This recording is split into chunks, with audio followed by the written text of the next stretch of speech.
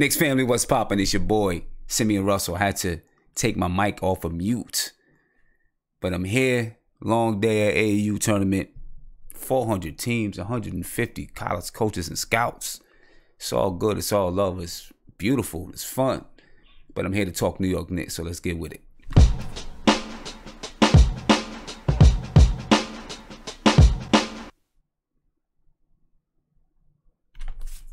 Knicks family, what is popping with you? I'm here. We live. We back. And I'm glad to be back. Not a whole lot to talk about in New York Knicks world, but we got a little bit to talk about. It's always something to talk about. You feel me? Always something to talk about when we're talking about the New York Knicks. Our beloved New York Knicks. And we're probably just gonna get into a little bit of fodder today. Just talking stuff. You know what I mean? Just talking stuff. We do have some topics up here. But before I even get going and get into the New York Knicks, I want to talk about AAU, man. I love AAU basketball. And to be honest with you, what I coach, it really isn't even AAU. And we don't even play on the AAU circuit. We play on, and if you see this pink shirt right here, this is my squad, the Southern Maryland Heat. We got like 8 boys teams, 2 girls teams. You know what I mean? We hoop. You know what I mean? The hat is back. Yes, sir, at Santana. I'm getting a couple of specialty ones made too. You know what I mean? Hopefully they be done. They're gonna be popping in a little bit. But anyway, like I was saying, we don't even really play on the AAU circuit. It's just called AAU. Kind of like when you have tissue, you like pass me the Kleenex, whether or not it's Kleenex or not. You just like pass me the Kleenex. Something like that. That's what most people do with AAU. So we play on a few different circuits. We play on the USJN circuit. That's the US Junior Nationals. And it is a serious circuit. Girls circuit, serious girls circuit. So right now we're in a tournament, 380 teams, 150 college coaches and scouts, and teams from across the nation there. Serious basketball teams. Scouts out there watching us. Checking out these young ladies, and we're playing upper level. We're playing upper grade. We're in the 16U. We're playing in 17U bracket. You know what I mean? So it's good. It's good. And then we play with Adidas. We're also an Adidas team. So we're required to do different tournaments throughout the year with Adidas. We went to Atlantic City and played in the tournament. We did okay. We could have done better, but we did okay. And then in a couple of days, we go to Atlanta, But the one thing I do want to talk about with the AAU circuit, and I know you guys not here to talk about AAU, but it's on my mind, so I want to talk about it real quick.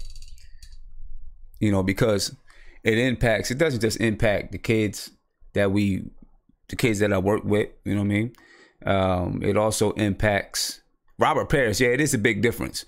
We lost the game by 15 tonight, playing up in the 17 bracket. The game started off. It was close for the first 8 minutes. Then they went on a little run. They were up 15 at the half. We stuck with them in the second half. We brought it back, but we couldn't get over the hump. You know what I'm saying? We brought it back. I mean, in the second half, our defense really stepped up when we put it to them. We played them even in the second half, but we couldn't get over that first half kind of did us in. We got started a little bit slow, but that's cool. That's all right. When we go down to Atlanta playing at Adidas tournament, we're playing in the 16s. So that's going to be good. But one thing that I do take, even though I coach AAU, and I do it because I want to get these kids, I want to help these kids get looked at. Get noticed, get recognized. But these shoe companies, man, even though, we have a contract with Adidas, these shoe companies are killing. And it's, I don't want to say it's dirty, but it's like this. If you're not the top team, the top 10 teams in the country, if you're not one of those, then you don't get a full sponsorship. You get a partial sponsorship. So with your partial sponsorship, you still got to pay a little bit of money for the gear. You know, you get a big discount, a really big discount for the gear, for the sneakers and those things, right? But this is the thing, you're paying for that gear, and then you go out and you're playing in that gear, and all it does is promote these shoe companies, and these shoe companies are just it's crazy. It's worse than what the NCAA does with college athletes. It really is. It's worse than what they do with college athletes. You know what I mean? So it's and it puts you in a bind, because if you want your kids to get noticed, you have to play on these circuits. Because like I said, 400 teams, 150 college coaches and scouts out there scouring, watching, looking for talent. Your kids have to play in these circuits if you want to help them to get recognized. But at the same time, these shoe companies are making millions, maybe even billions, off of upcoming talent. You know, and I don't care what they say. You know, they could say it's grassroots and they're really trying to, you know, help some of these kids out. It's none of that. And Tony Crow, you're right. They could be watching. It is what it is. I'm not worried about it.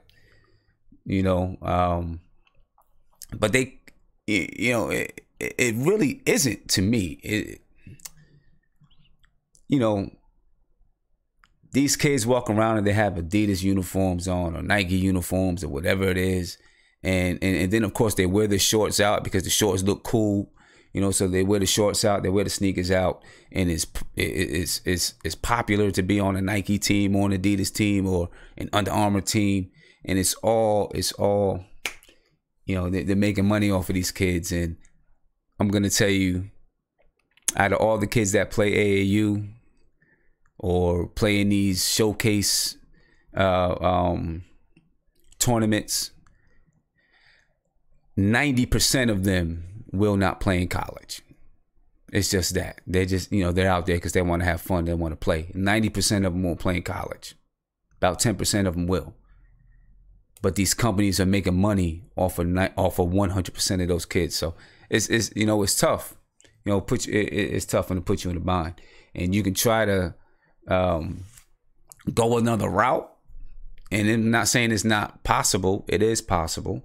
But it makes it a whole lot harder. You know what I mean? Just this, and this is the last thing I'm going to say. This USJN tournament alone, for the early bird entry fee, $995. That's the early bird fee. If you didn't get in through the early bird registration period, tournament costs $1,250. $1,250 to play 5 basketball games, at the very least, 5 basketball games. Why? Because the scouts are there, the coaches are there, right? Not only does it cost $1,200 or $1,000 or $1,250 to register for each team. Now just imagine there's 383 teams or whatever it is that's in the tournament. $1,000 per team at least. Already, that's $380,000 that they've made off the tournament. Right? And then it costs $50 for the week. $50 for the week for one person. Right? Because we played one game tonight, played 2 games tomorrow night, and then 2 games on Thursday. And then whatever happens from, you know, based on those games depends on our schedule, depends on what happens on Wednesday. Based on these games, it'll determine what happens on Wednesday.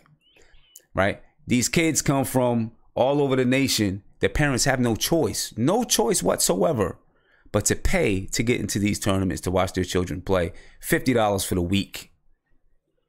It's crazy, man. It's crazy, but that's why, you know, and my last point on this, that's why, you know, my program, our kids, they play free of charge. I'm not going to say free. We will ask the parents to pay $50. That's really to get their commitment. If they can't afford to pay $50, then they won't pay the $50. I mean, it's just that.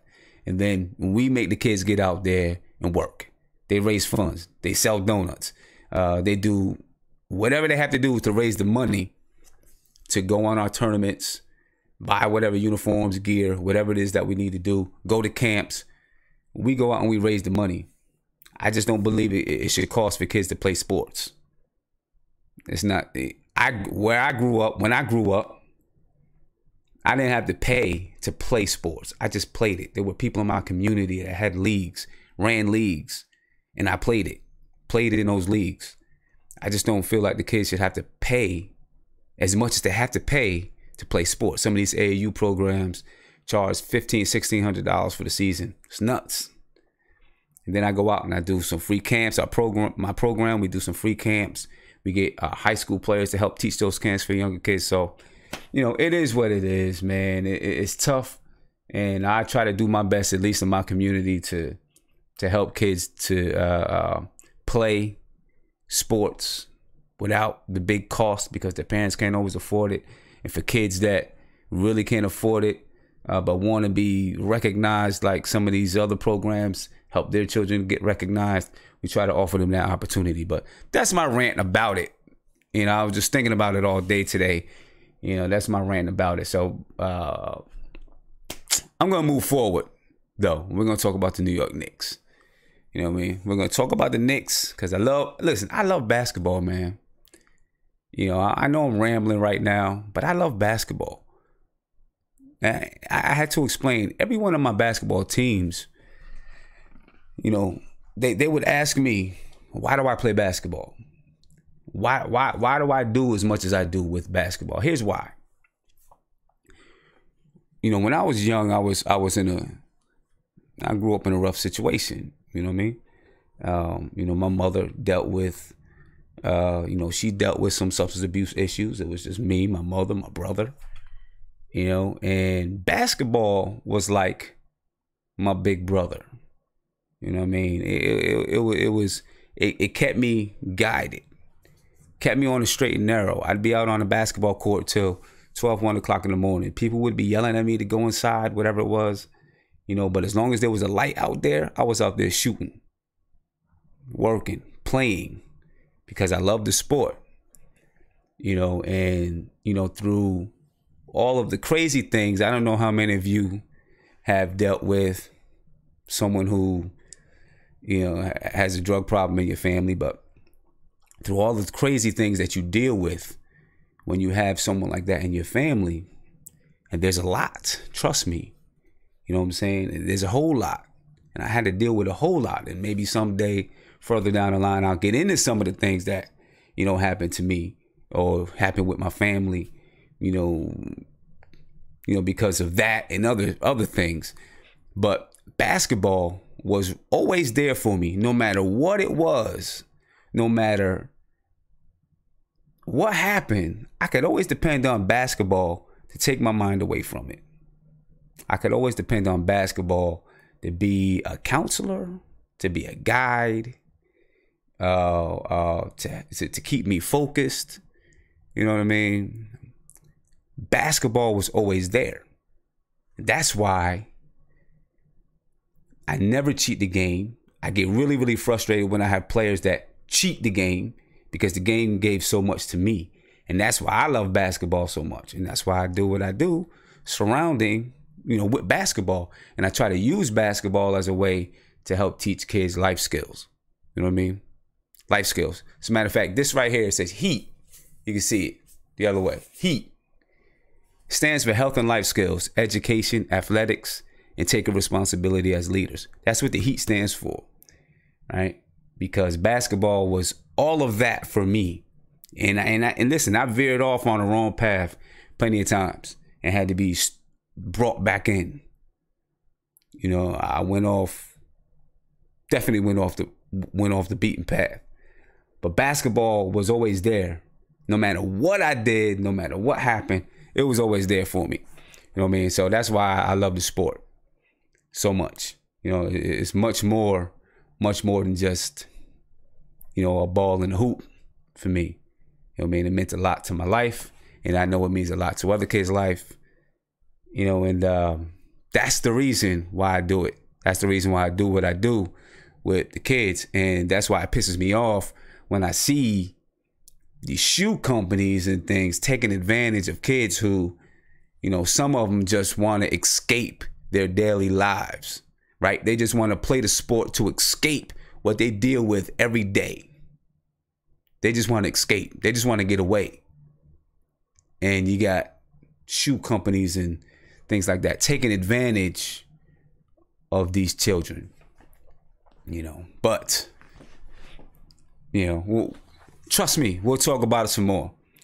I can guarantee you that we will talk about it some more, and we will, you know, I'll get into some of the things that I was getting into a little bit more, you know, but that's what it is. You know what I mean? So let's go ahead. Let's talk about Frank and Burke. You know what I'm saying? Let's talk about Frank and Burke, because I'm sure that is going to be a hot topic and a hot discussion item from now until the first day of basketball season. You know what I mean? Frank and Burke, who should start? We all seen Frank. I mean, we seen Burke at down Dykeman doing his thing, dropping 35 points. You know, that's cool. That's cool and all. And listen, I already know I'm gonna get some people that's like, oh, here you go with Trey Burke. No, that's cool and all. You know what I mean? As a matter of fact, I would like to see Frank down Dykeman too. Frank Ntilikina, if you're listening, I want to see you down Dykeman. I want to see you, Frank, down Dykeman. Go down there and hoop, man. Get it in. Prove to everybody that you can get a little nasty. I know that's not your kind of game. And listen, I get it, right? That's not Frank's type of game. And if he goes down there, he may still only drop 8 points. I don't know. But I want to see him get down there and play a little bit. You know what I'm saying? Trey Burke. Get your man Frank. Go down Dykeman and hoop. Pull him down there. You know what I'm saying? Get him down there. That's what teammates do. But anyway, I want to know from you guys, and I'm probably going to open up the phone lines early, you know, because I want to hear from you guys. So I'm going to open it up early. But who do you think is going to end up being the starter? Is it going to be Frank or is it going to be Trey Burke? You know, and I think that, like I said, it's going to be a hot question. I would really like to see Frank be the starter. That's who I would like to see be the starter. And honestly, I'm not sure if we're going to be able to, we're really going to know. We're really going to be able to see or make a decision about it or evaluate it until we see, until we get into preseason basketball. You know what I mean? That's probably when we'll see a little bit better. Because obviously, what Trey Burke is going to be able to do, Frank's not going to be able to do. And before I move any further, let me just give a couple of shout outs to the super chats. Mighty Knicks. Big shout out to my favorite show, What's Poppin' Knicks family from Mighty Knicks. I appreciate the super chat. Reginald Sutton, you say Trey Burke acting like baby AI. Thank you for the super chat. He looks like AI, right? Still surprises a lot of people, you know, when you see him and he looks like AI out there. You know what I mean? Demo B. I say let every player keep what they kill, like Coach Fish said. I'm with you. And I'm just wondering who's gonna kill the most. That's what I'm wondering. Between Frank and Burke, who's gonna kill the most? And what is it that Fizdale is going to value the most? You know what I mean? And then Robert Parrish, he said, nah, Frank would score down there, not 8, not 35. So what you think, Robert? You think Frank gets somewhere 15, 16, 17 points down Dykeman? I take that. I'm good with that. You know what I mean? I'll go with it. And listen, I think if he goes down there, you go down there, you play a few games, man. At some point, you're gonna let loose. You'll let loose because you're gonna get enough. Well, I don't know. Guys probably not really gonna embarrass Frank because Frank can play that defense. But at some point, people are gonna say, Frank, when you gonna get yours? You know what I mean? And maybe to help him develop that streak. We talked about it last year before the season ended that we wanted to see Frank get into some street ball action. And we still need to. We still need to see it. But back to the conversation at hand. Frank versus Burke. Who starts? Listen, does Trey Burke deserve the chance, the shot? I think he does.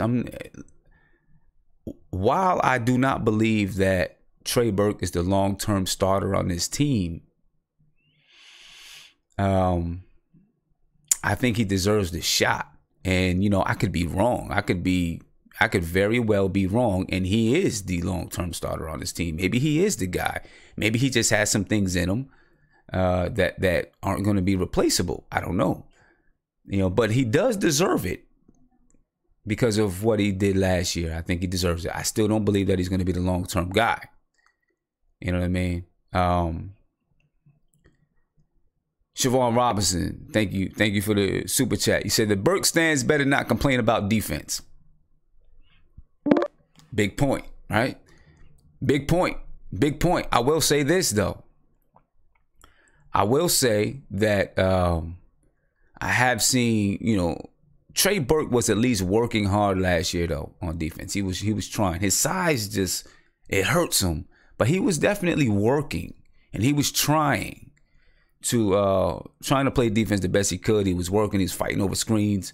He was staying with his man, you know, as best as he could. Sometimes guys were just so much bigger than him, it didn't matter. And that size matters a whole lot, man. Especially when you're trying to, if you're guarding someone and they're penetrating, it's very, very hard to stop that person when they have such a size advantage. You know what I mean? You know, that's the one thing that I get afraid with Frank, of course. I mean, with Trey Burke, of course. You know what I mean? The size. You know what I mean? The size is scary, but I mean, I think that he does deserve the chance. So I'm gonna start this off with my man Tony Crow. My man Tony Crow. Tony, what's popping, bro? Blackest time. Shout out to the chat. What up, son? Chilling, man. Hey, it's a little bit breaking up a little bit, but I can hear you. If it gets too bad, just let me know. All right.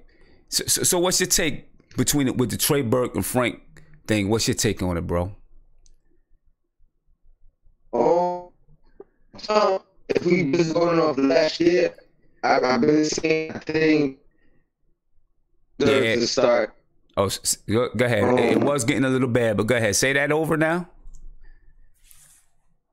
I said, if we basing it off last year, then I feel like Trey Burke, he proved worth.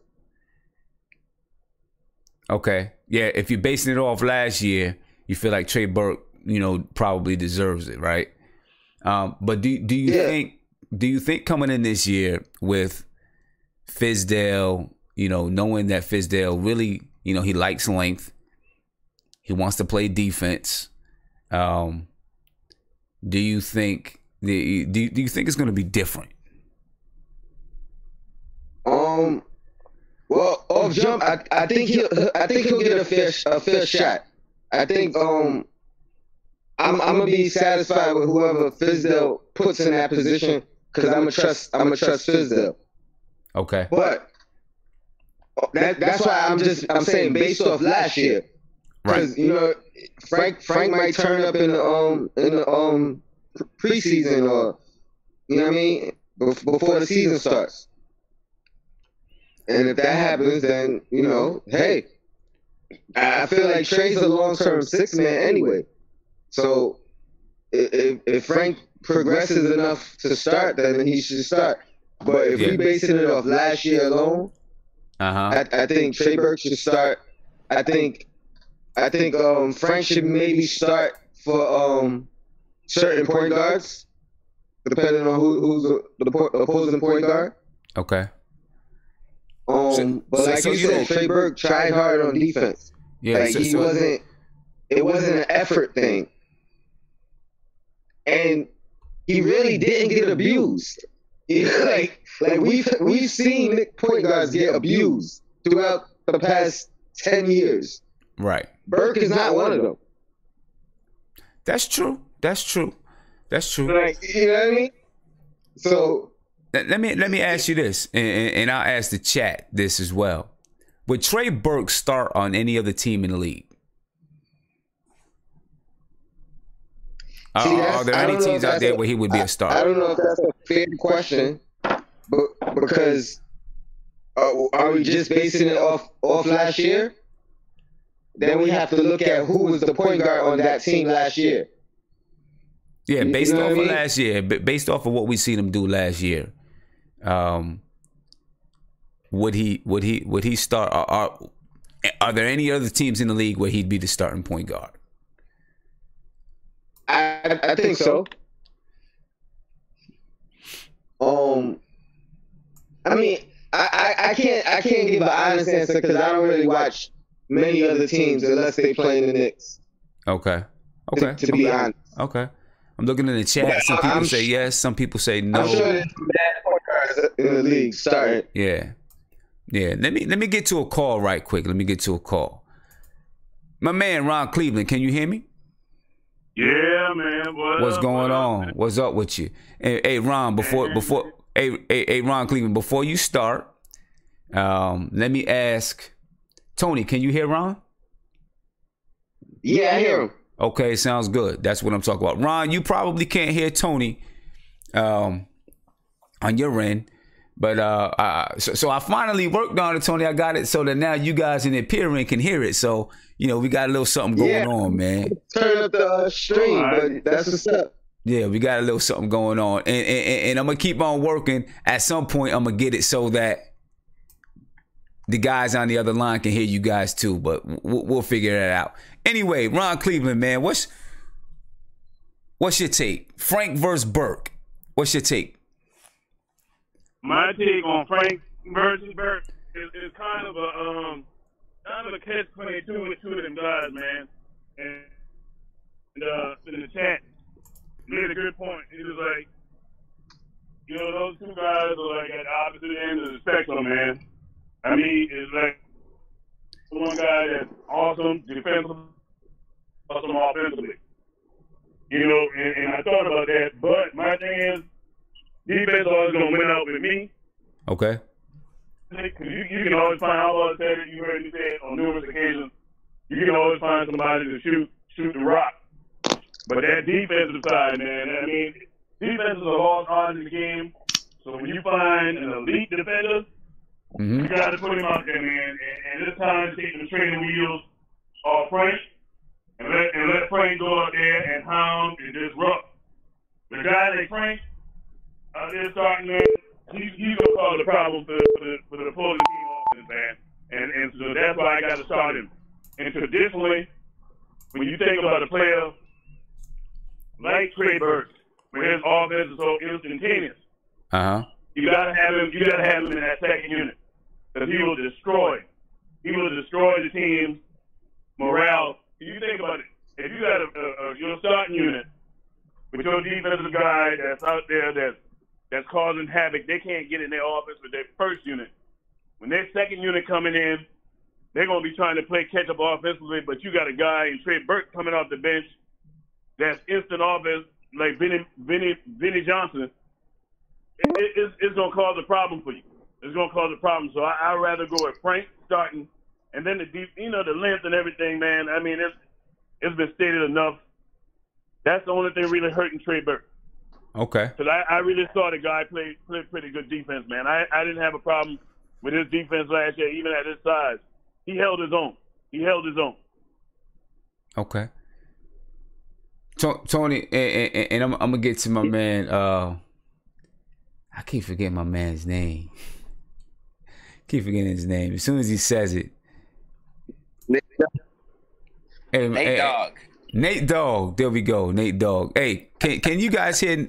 I just want to make sure. You guys let me know. You can hear Nate Dogg, right? You guys can hear Nate Dogg and you can hear Tony Crow. I seen that there was an echo. I think I rectified the echo. So, you know what I mean? I hope everything is good now. But I tell you what, Tim, I tell you, there was one more thing I wanted to touch on before I get off, man. Okay. We had a little discussion in the chat. I don't know if you saw it, where we was talking about Mitch and Kanter, and I'm telling you right, don't be surprised if the starting lineup, Mitchell Robinson is in that starting lineup, because I'm feeling Mitchell Robinson going to beat out Kanter for numerous reasons. Defensively, I mean the guy's a double machine just like Kanter, but that defense is too doggone good to put on the bench. And the thing is, Kanter is not in our future. That's an expiring contract. Everybody in the league know what Kanter gives you. So even if he's not playing a bunch of minutes, it's not going to hurt his draft stock because everybody. But when you look at Mitchell Robinson is the wave of the future for the NBA, man. They're going after guys like Mitchell Robinson that can run the floor, affect defensively. That's going to be scary, man, to think when KP come back with Frank, Mitchell Robinson. That's going to be scary. And it's a beautiful day to be a Knicks fan, man. But Sim, hey, I'm gonna let you have at it, man. I know you're trying to call in. But sure. Hey, man, keep doing what you're doing. I love the diversity and how you got the thing set up now. You can see these little debates. I'm gonna get on the video. Appreciate it, man. Get a little debate in myself one day with you, man. Okay, but, we're gonna be waiting for that. We'll be waiting for that. Yeah. Knicks we'll be family, waiting for that. Hey, love y'all, man. Hey, stay up. We will be back, and we're gonna surprise a lot of people this year. Believe that. Let's go. Sure. All right. Appreciate the call, my man. All right, Nate Dogg. What's up, man? How you doing? I'm chilling, man. Good deal. So what's your take on it? I want to get on this debate, this Frank and Burke debate. I'm liking what I'm hearing. yeah. So what's your take on it, man? Sim. I'm a big fan of Frank Ntilikina, and I mean, this guy's only 19 years old. He's 6'6", 6'7". Who knows how tall he's gonna get? I mean, this guy is a prototypical NBA point guard, body-wise, size-wise. I mean, you talk about playing against the guys like Russell, Steph in some sense, even guys like Ben Simmons. You got to have length and you got to have size, and I just don't see us putting a guy like Burke out there against those guys, and it helps that Frank can guard at least 4 positions on the court. And, at this point, when has New York ever had a defensive-minded point guard? I'm going to throw a name out there that Frank reminds me of, Charlie Ward. Charlie Ward was solid. I mean, he wasn't great offensively. He made the threes when it mattered the most, but he was tough, and he could play defense. Okay. And you know what? The Knicks ran really well in that offense with Charlie Ward. And I think Frank's just doing what he needs to do, play defense, hit the open passers, and run the offense. And like I said, I mean, I'm okay with that. We don't need Frank to score 30 points a game. We have players that can score those kind of points.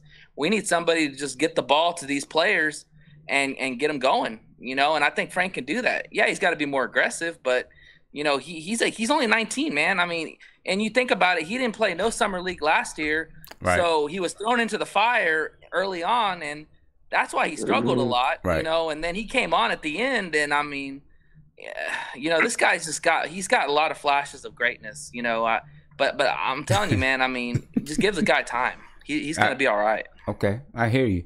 And my question, I was thinking about this the other day, right? I see so many people and hear so many people get mad with Frank, right? This guy's he's got a lot of fun. One second. Yeah, there we go. Thank you. Turn that down. Yeah. That'll be all right. Okay. I hear you. So, and my question, I was thinking about this the other day. Right? So many people get mad. Get mad with Frank. And let me disable this. There we go. So many people get mad with Frank. He was drafted 9th. They want him to be so much more. But let me ask you guys this. Would you all be mad if Frank was our Marcus Smart? If Frank ended up to be Marcus Smart for the New York Knicks, what Marcus Smart not at all. We need defensive point guards. We need somebody to stop the guy. I think Knicks fans can say this with a passion that so many years, we've had point guards that no one even heard of come in and just kill our point guards. Yeah. You know. And so yeah, I mean, that's my question to you all. If Frank ended up being our Marcus Smart, would you be happy? Eighth pick, my bad. I would be happy if he ended up being our Marcus Smart. What'd you say? You say you think he is our Marcus Smart. He is our Marcus Smart because yeah, and you Tyon Reed said no, he wouldn't be happy. Marcus Smart, not a point guard or a shooter guard. He's a combo. Yeah, he's a combo guard. He's a combo guard, and he's got better offense than Marcus Smart. Maybe he's got better offense than Marcus Smart. But Marcus Smart is like that glue guy, right? He's that heart. He's the heart and soul of the Boston Celtics. You know what I mean? And I would not be mad at all if Frank ended up being Marcus Smart for us. We need defense really bad at that position. We've been lacking that for many years. And Marcus Smart was drafted 6th, guys. He was drafted 6th in the NBA. He was drafted 6th. You know what I mean? I see people saying, yes, I would be happy. See, Rudy Tay says not for an 8th pick. But Marcus Smart was drafted 6th. I'll say that one more time, Rudy. He was drafted 6th in the NBA. In the draft. Point guard's a very hard position to evaluate in the draft. But you're lucky. Sometimes you'll hit a home run, and sometimes you're lucky if you get a decent player out of that position. Yeah. Hey Ruben, I know I got you here. I want to get to the entertainer because you know we got a little time thing, but I got you, my brother. I got you. Hey, Nate Dogg. Nate. I got it. I got it locked in, bro. I got it locked in. Let me get to the entertainer, man. I haven't seen the entertainer for a while. Let's talk to the entertainer. Entertainer, what's poppin', my man? How you doing, Sim? I'm chilling. I seen that you got a take on this about Frank and Burke. I know you do. Every Knicks fan is very passionate about this topic. I know this. I talk to tons of Knicks fans all the time on Twitter, real life. This is the most talked about topic going on in the Knicks right now. Everybody's wondering, should it be Burke, Mudiay, should it be Frank? Mudiy's a bench player right now, 10, 15 minutes. Maybe he's playing a little bit of value, but other than that, he's gone to me. I think it's either Frank or Burke, and it's an interesting topic because they're polar opposites. Frank needs to work on his offense. Burke can't really work on his defense. He tries hard, but he's only 6 foot tall, so he's limited. He could only guard the position. So in this system, the positionless defense, offense, all this, that, the other thing, Ntilikina is a better fit, but he's got to become more aggressive. Until he becomes more aggressive, in my opinion, Burke should be the starting point guard. Okay. That's a good take. In your opinion, Burke should be the starting point guard until he becomes more aggressive. Do you see Burke? I feel like it's a developmental year, and you got to give Ntilikina some time at the point guard spot. Okay. Do you and see that was part of I had a big issue last year, right? Because last year, Hornacek, he began to play Frank at the 2 for a good portion of the year, and that really did upset me because I feel like, I know, they were like, well, maybe he's better off at the 2.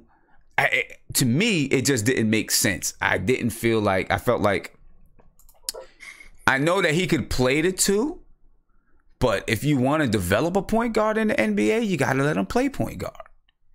Right? That's his value, right? That's his value. He could play the 1, the 2, or the 3. He's 6'5". He's got a lot of length to his arms. He could play multiple positions. And that's very valuable in today's NBA. But right now, he's not a true point guard. And I hope he becomes that. If he does become that, he's going to be dynamite. He's going to be a top 5, 6 point guard in the league if he could develop that offensive game. And I think all Knicks fans agree with that. The question is, can he do that? See, I think I think at heart, he really is a true point guard. See, that's what I think. I think because he wants to distribute and get his European style point guard. He's got to adapt to the American. Yep. I don't know if he really I don't know. See, people keep saying that he has to adapt to the American style of game play. I just think you got to let Frank be Frank. Teach him, yes, when you're in practice, teach him how to find his spots, where to find his spots, how to attack, help him to attack, but then just let him play his game. Because I feel like if you keep forcing him to play outside of his game, then you're gonna mess his game up. You know what I mean? I think you got to just let him play his game.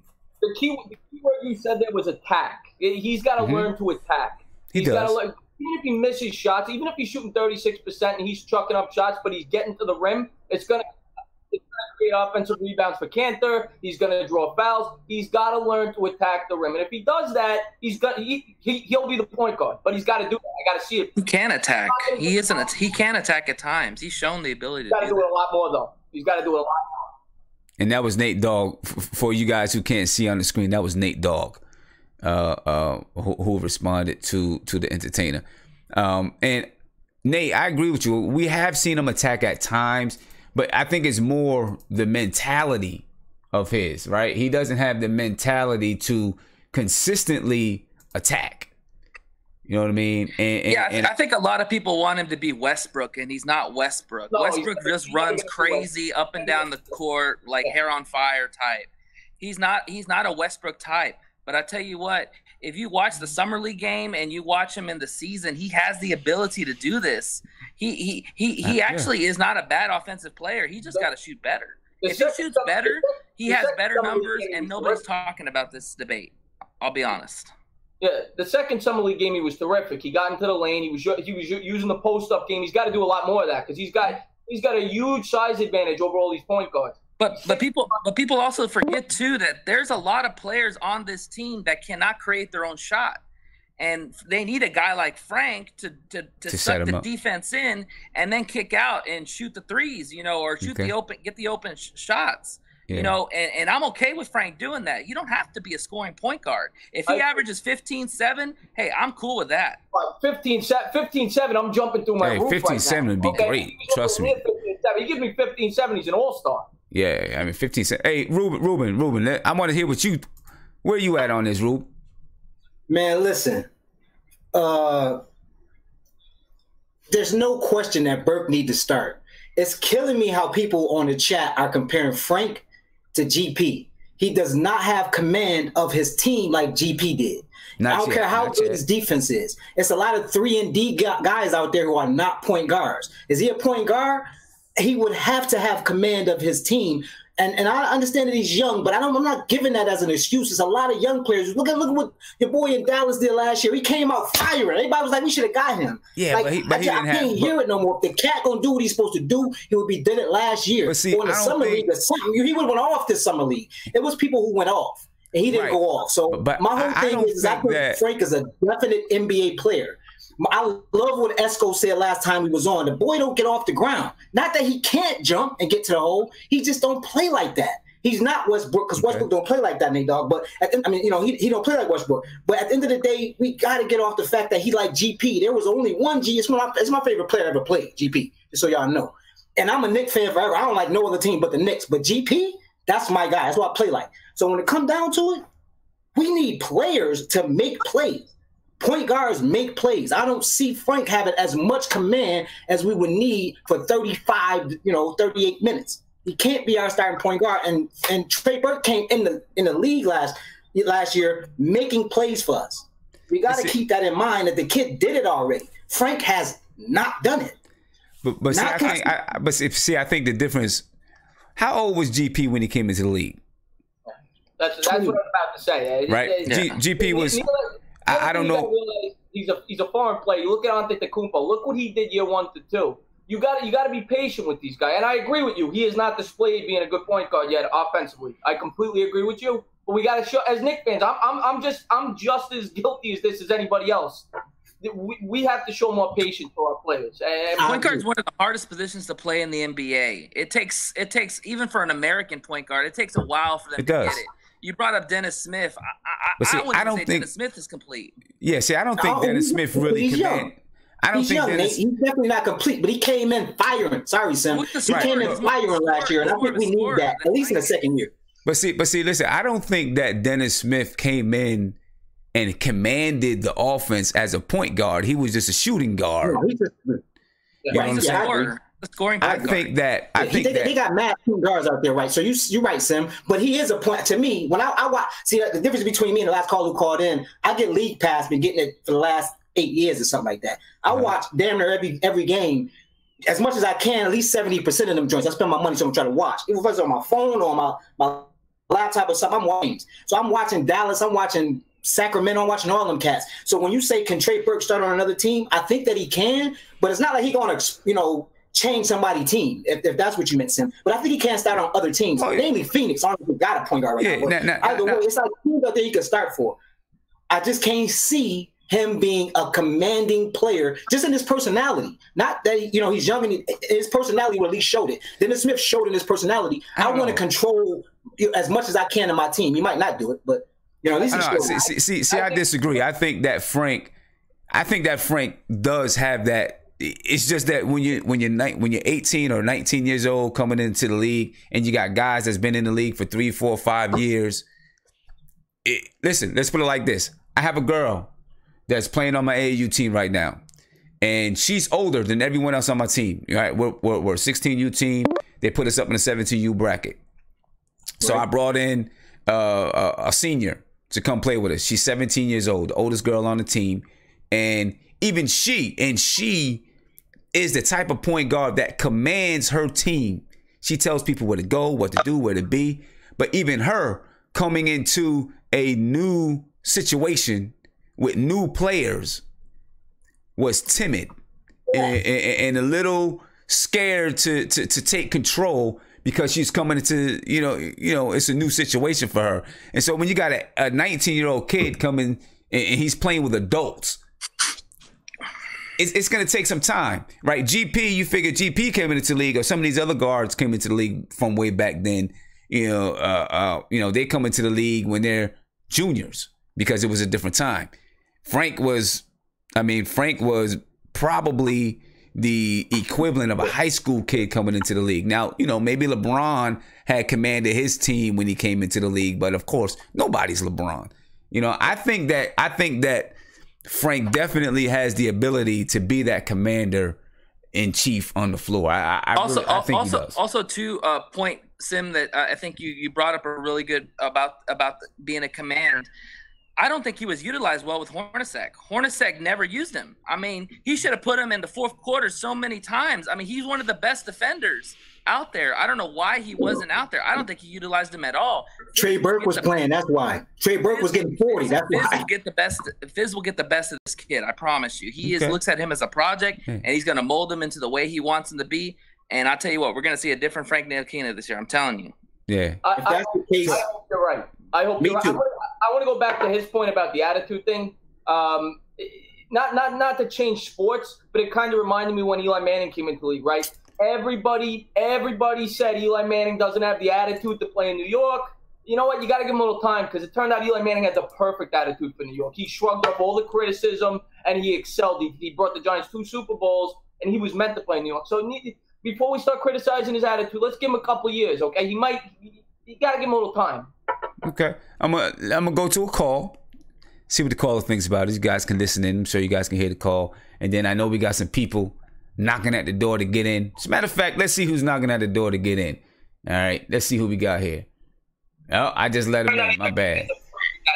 All right, I'm gonna ask you guys to do this. When you guys are video chatting in, once you are let in, I need you to put your phone on mute. So that way when I let you in, we don't get your sound come over. All right. Let's see who we got. Who's Mark? Should we let Who's Mark in? I see he's knocking. I seen him all throughout the chat. And here he is. Should we let him in? He looks mad because he's not in. Who's Mark? I'm going to ask you before I let you in. Please put your phone on mute so that you don't come in and start talking over top of everyone. I'm going to give you a second to do that while I take this call. All right. Oh, call just went away. They'll call back. All right. Mark, I'm going to let you in. I just let you in. I just let Mark in. Who's Mark in? See, this is what I'm talking about. There we go. There we go. See, that's why I'm asking. That's why I'm asking. Keep the volume down while you're on hold, while you're waiting to get in. All right. So Who's Mark? You got your music. You got the sound down. Just nod your head, yeah. If you got the sound down. You hear me? I need you to turn the sound down in the background, bro. My drink is low, dog. All right. Who's Mark? Before I let you get on, let me take this call. All right. Then I'm gonna let you get in. All right. Then I'm gonna let you get in. Good evening. You are live with Nothing But Knicks. How you doing tonight? Hey, how you doing, boss? I've been watching you for a minute. You're doing a great job. I appreciate it. Just want to say, when I was a kid, I got to watch Bernard King.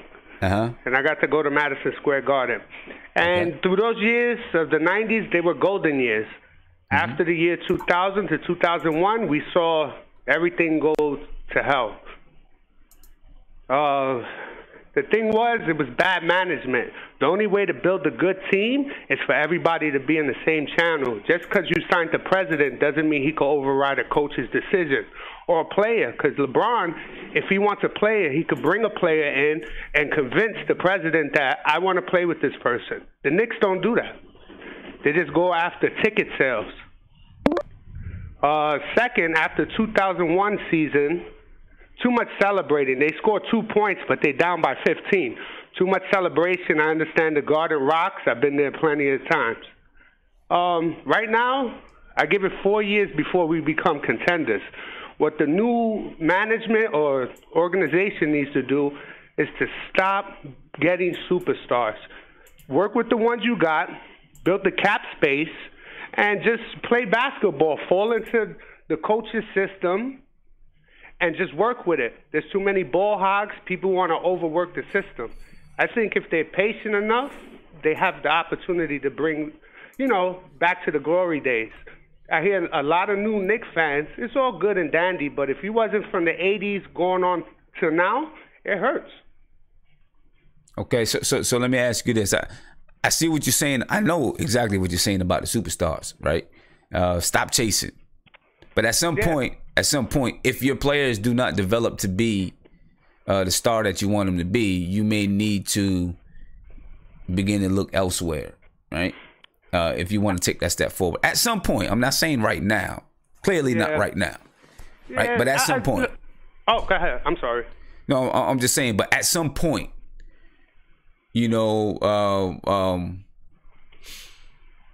at some point, you've got to take a step forward.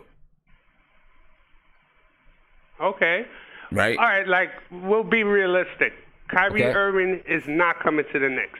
Plus, we don't need him. We could still work with other people. Why work with a superstar like Kyrie when you're still working with Ntilikina, you're still working with other people? That's chasing superstars. That's ticket sales. He just had a knee injury. You don't know how far that's going to take it. He might not be the right person for the team with Porzingis. You got to really sit back and say, look, he's a superstar. Understandable. He won a championship with Cleveland. But do we really, really, really need him? I don't think so. I think we could bypass him, work with what we got at the point guard, because all Frank Ntilikina needs is better court vision. He shows flashes sometimes, but sometimes he's just scared to drive to the basket. He's still young. He's still a work in process. We could find somebody, but I wouldn't chase Kyrie. I'll wait for the next big thing to come, and then maybe when we get rid of Noah, maybe we have enough cap space to get the next best thing. Philadelphia did it. I mean, yeah, Philadelphia. Hey, I'm gonna answer this, but I'm gonna let you go. All right. Okay. All right, I'm gonna let you go. I appreciate the call. Definitely appreciate the call. Right, we're trying to keep calls short nowadays. You know what I mean? No, too many people with a lot of opinions, and I can always call back another day. Yeah, appreciate it, bro. Appreciate it. And listen, I agree with some of what he said, but I still do feel at some point, you've got to you got to take a step forward. And with free agency, the thing about free agency is that you know what you have in players, right? For the most part, you know what players are. You know what they've done. Now you've got to figure out, is the value right? You know what I mean? So that you're not overpaying, and is the value right? And when you're valuing the player, it's not just what they can do on the court. Injuries factor into it. all that stuff, locker room stuff, all that stuff factors into it. But you know, so I mean, that's why the GMs get paid a lot of money, you know, to do those type of things. But at some point, though, you got to take that step forward. At some point, Entertainer, what you think about that, Entertainer? Where you at with that? My honest opinion, I personally think they're going to end up with Kyrie Irving, but I don't necessarily think it's the right move. I think that they do need to take a step forward. You need both. You need to be able to draft, and you need to be able to bring in free agents. You need both. You can't do just one or just the other. Right. But I don't know if Kyrie's the right guy. We're going to find out. If Kyrie has to stay healthy for a full year before I even consider bringing him in next year. And a big, who do I want? Me personally, I'm going to be patient. I'm going to wait till 2020 if it's me and I'm the GM, and I'm going to try to get Anthony Davis because I think he's a once-in-a-generational talent, and I think he'd turn this franchise around right away. Okay. But the hope is that you hope that Ntilikina or Trey Burke, one of these guys, becomes a suitable point guard. If one of them becomes the point guard, you save your money, you bring in Davis. Bradley Beal, I think, is a free agent that year as well. I like him. Of course, if Kevin Durant falls in our lap, we sign him up. But you got to be realistic. That's probably not going to happen. Same thing with Klay Thompson. You know, that's my take on it. All right. Let's see. Where Guillermo with us? What's poppin', my man? Can you hear me? Yep. You with us? Yep. You on, baby? Who, me? Yes, sir. Oh, my bad. Sorry. Other dude want to speak. Entertainer or whatever. I'm sorry, I don't know your name, but that's a great point. I love Anthony Davis. He does have injury problems, but the problem you run into is, you know, which could be a good problem, is if Anthony Mitchell. Sorry, the new kid Mitchell. I can't remember his name now. Mitchell Robinson.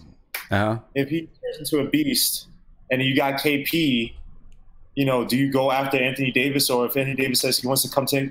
I love Anthony Davis, and I think I'll worry about that problem if it happens. You can't pass up a top 5 player in the league. I'm sorry. I don't disagree, man, and I'm not against giving up KP because, you know, we haven't won, and if we haven't won with the kid, I really don't give a damn what you've done to make you this, you know, so-called superstar where your brother, you can't do exit interviews and your brother is acting like he's Scott Boras. But that's another topic for another day. The thing with these free agents, man, I'm telling you, you're walking a really dangerous line, right? When you preach all this, I'm a player this, I'm a player that, a player coach this, blah, blah, blah, but you don't set in a real culture. You sway back and forth between starting Trey Burke and Frank Ntilikina, and then when 2019 rolls around, you know, excuse my language, but you're whoring yourself out to these free agents to say, hey, come play with the Knicks, and you don't even have anything of a foundation at home. And I think once you do that, especially if you don't win with those new free agents, a lot of things could go awry, right? So the most important thing that Fizdale needs to do is establish a culture, establish a system. I think supervisor is the thing I'm going to add, but yeah, I think it's more important to develop these guys. Like, to me, look, I like Frank Ntilikina a lot. Trey Burke is what he is. He's 50% from field goal, which is great. He has that nice stop, dribble, and shoot, or the catch and shoot. But if you're trying to establish a culture with this team, you're going to need the Marcus Smart type on this team. And I think Frank Ntilikina is that guy, man. And look, Hornacek is my last thing. Hornacek really didn't establish a good system for him. Frank Ntilikina was going between a 1 and a 2, starting here and there. And I think an 18-year-old kid, you're going to frazzle his brain versus, look, Donovan Mitchell is what he is. He's a beast. But we didn't draft Donovan Mitchell. We drafted Frank Ntilikina. So to me, it's more important to establish a system, establish a culture, give this kid confidence. And another thing with Frank Ntilikina, one thing you don't want to stop him from doing, he has vision. It's very hard for point guards to develop vision. We can talk about point guards scoring and blah, blah, blah. You can make guys a better scorer. You can't teach vision to a point guard. It's very hard to. That's why I love Chris Paul. He's one of my favorite point guards of all time because that court vision is disgusting. And if Frank, I'm not saying he's going to develop that, but you don't want to. That's how I feel. Okay. Establish a culture, give him confidence, and let's see where we go from there. Okay. All right. Appreciate it. Appreciate the take. And I know I see who's Mark rolling his eyes, rubbing his nose. That was very well put. Yeah. Good job. Rubbing his nose. I hope he has the volume down so when I unmute him, he don't mess up the show.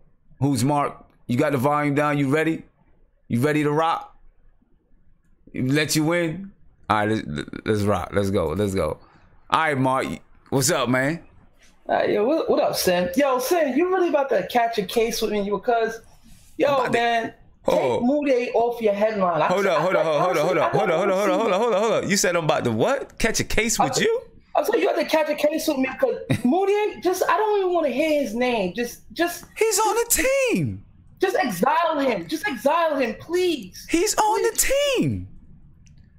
What are we supposed to do? He's still on the team. No, I don't want to hear that man playing, starting. I don't want to hear nothing from that man. He's still on the team. Nothing. Ooh, we got to talk about him. Or hear nothing from him. All right. There's a dilemma between Frank and Trey. Okay. All right. There's two things. The reason why I would think about starting Trey because of how our offense is going to be this coming up season. Because like I said, we're not going to be able to score the way people think that we're going to be able to score. And Trey does, he does the pick and roll correctly and et cetera and et cetera. But my problem with him, when he comes off the pick and roll, he doesn't look to pass. It's more to shoot the mid-range, dribble in and out, pass back out. He mostly looks for himself than others. Now, with Frank now, why I would start him and why I will force to start him because the way he makes the opposing offense, the way he gets teams out of their offense, he don't necessarily let them run their plays. If you watch him in the beginning of the season, he messes with the offense from point guards and stuff because he plays up on the guard. And that allows us to play better defense because once the guard is being stopped, it's easy for us to play defense. Mm-hmm. Now, I'm not worried about Frank. I keep telling y'all, he's going to take 3-4 years. It's a fact. And like people were saying, he couldn't do nothing last year because he played 20 minutes. He could not play.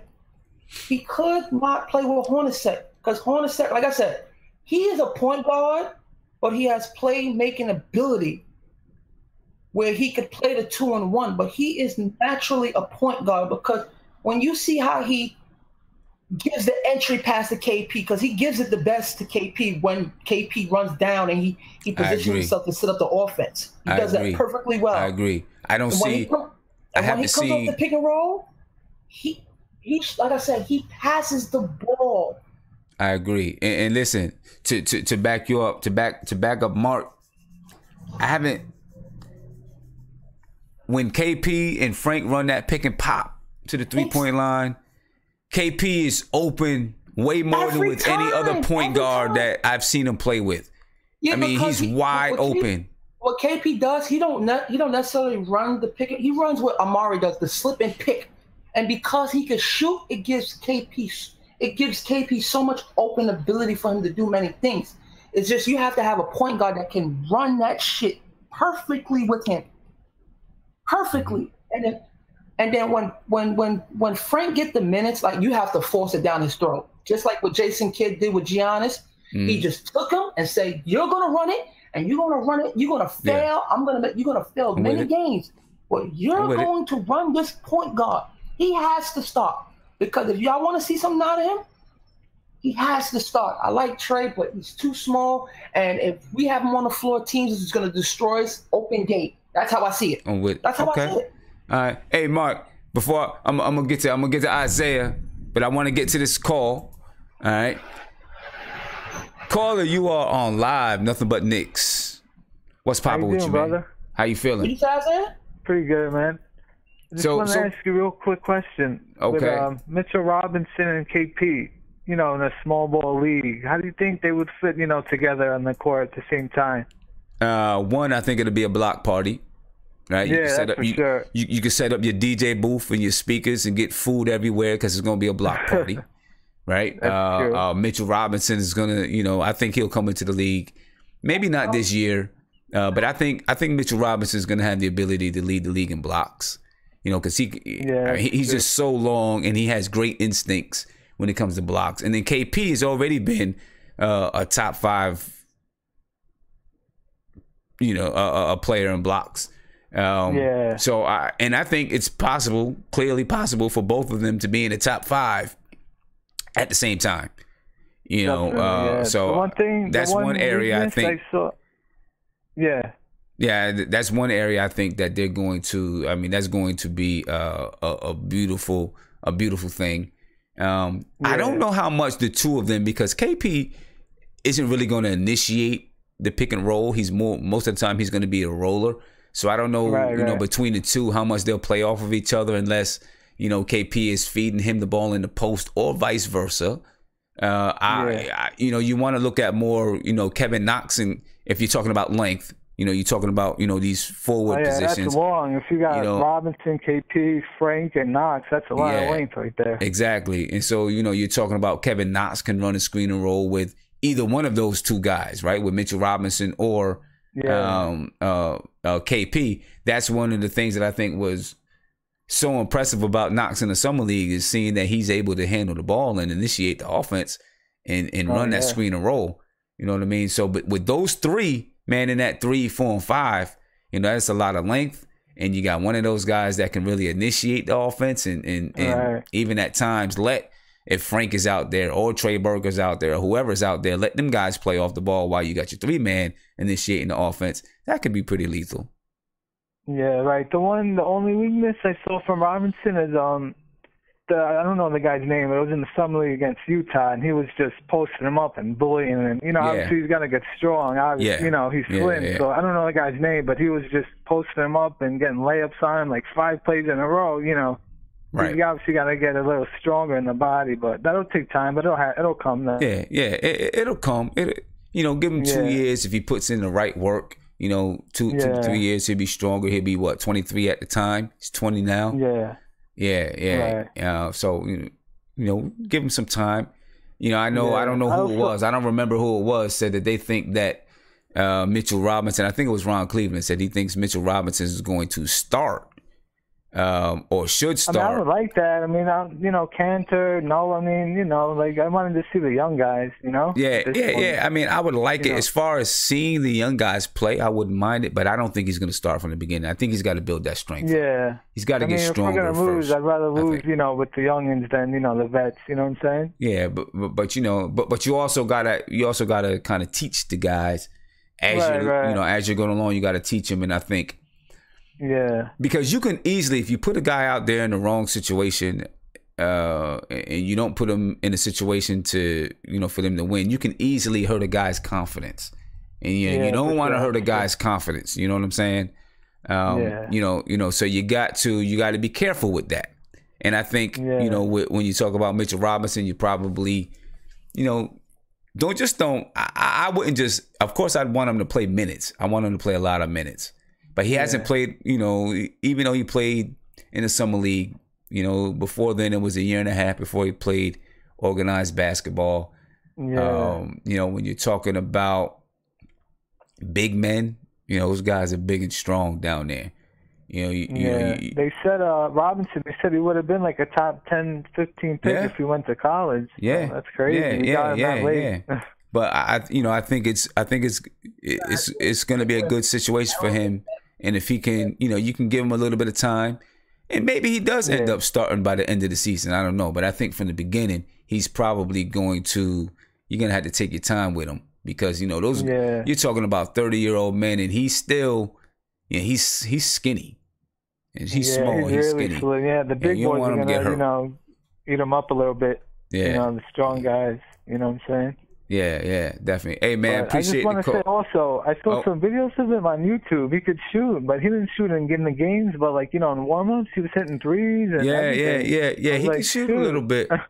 He can shoot a little bit. I think it'll be a little while before you really see it come out in the games. You might see him take one here and there, but I think it'll be a little while before you really see it. But I think he'll have it. He'll be able to do it. You know, Seth Greenberg, he was doing one of the Knicks Summer League games, and he was like going crazy about Robinson. He was saying he thinks he could be Anthony Davis in a few years. Yeah. Like, I don't know if you saw it, but he was hyping him up like crazy. I was like, wow. Well, you know, we'll see. We'll see. You know, the whole Anthony Davis thing, we'll see. But hey, man, I appreciate the call. Thanks, brother. All right, man. Have a good one. You too, man. All right, later. You know, the whole thing with Anthony Davis. I'm gonna tell you the truth. I don't even really see the comparison that much. You know what I'm saying? You know, people keep on saying that he can be the next Anthony Davis. I just don't really see the comparison that much. I don't see the ball handle that Anthony Davis has. I don't see and maybe he'll develop it. I don't know. But, you know, Anthony Davis, before he became a 7-footer, was a guard, right? So he learned to handle the basketball. And, you know, he learned to handle the basketball. You know, Mitchell Robinson has always been, from what I've seen, I don't know everything about him, but from what I've seen, he's been a lifelong big. You know what I mean? So I think we should hold back on saying that he can be the next Anthony Davis, because I don't know if that's really what he's going to be, in my opinion. You know, maybe he can, you know, take it out to the three-point line and shoot threes, but I don't think Mitchell Robinson is going to be the kind of guy that's going. Anthony Davis can initiate the offense if you want him to. I don't think Mitchell Robinson is going to be that kind of guy. What you think, Entertainer? Then I'm going to get to Isaiah. Anthony Davis, that's ridiculous, in my opinion. And I like Mitchell Robinson's potential, okay? But that's a ridiculous comparison. If he's Marcus Camby, I'd be happy. And I think he can be better than Camby. But if he's Marcus Camby, I'd be thrilled. He's a second-round pick. We got to be realistic as Knicks fans. I'm not expecting Anthony Davis, one of the top probably 50 players in the history of the league when all is done. I'm not expecting that. I'm expecting a productive player. Maybe he turns into something more than that. But we got to lower our expectations. Yeah. I'm with you. Isaiah, what's up, man? What's popping? What's going on, son? Black is time. What's popping? Yo, real quick before I go in, you want to hear a funny story? It happened to me yesterday. Yeah. What's up? My neighbor, yo, he told me to come over. He was like, yo, I see you on YouTube. I'm like, what are you talking about? He's like, you be on nothing but Knicks. I'm like, oh crap! I found out my neighbor's a Knicks fan. He be watching your channel. He told me a couple times. Okay. You getting me famous, man. Getting me famous. Yeah, shoot, y'all getting me famous. It's you guys. Yes. Yeah, so go ahead, man. So you know where I'm rocking with Frank versus Trey. You know where I'm at. I'm a big Frank fan. I'm gonna say this, and this to me is the greatest description of Trey versus Frank, and this should close it. The Hornets game to me is the greatest reason why Frank should start. The Hornets game where Trey Burke scored 42 points. Mm-hmm. Everybody sees the 42 points in tennis. You know what I see? I see Kemba Walker going crazy and scoring like 50 something or whatever. How many points he had? He you know what I'm saying? When Frank fouled out that game, Kemba Walker went crazy. Got a point. You know what I'm saying? So to me, that is the perfect description of why Frank should start versus Trey. Trey will give you 40 points, but he will also give up 45 points and we lose by 3. You know? I think they both need to play.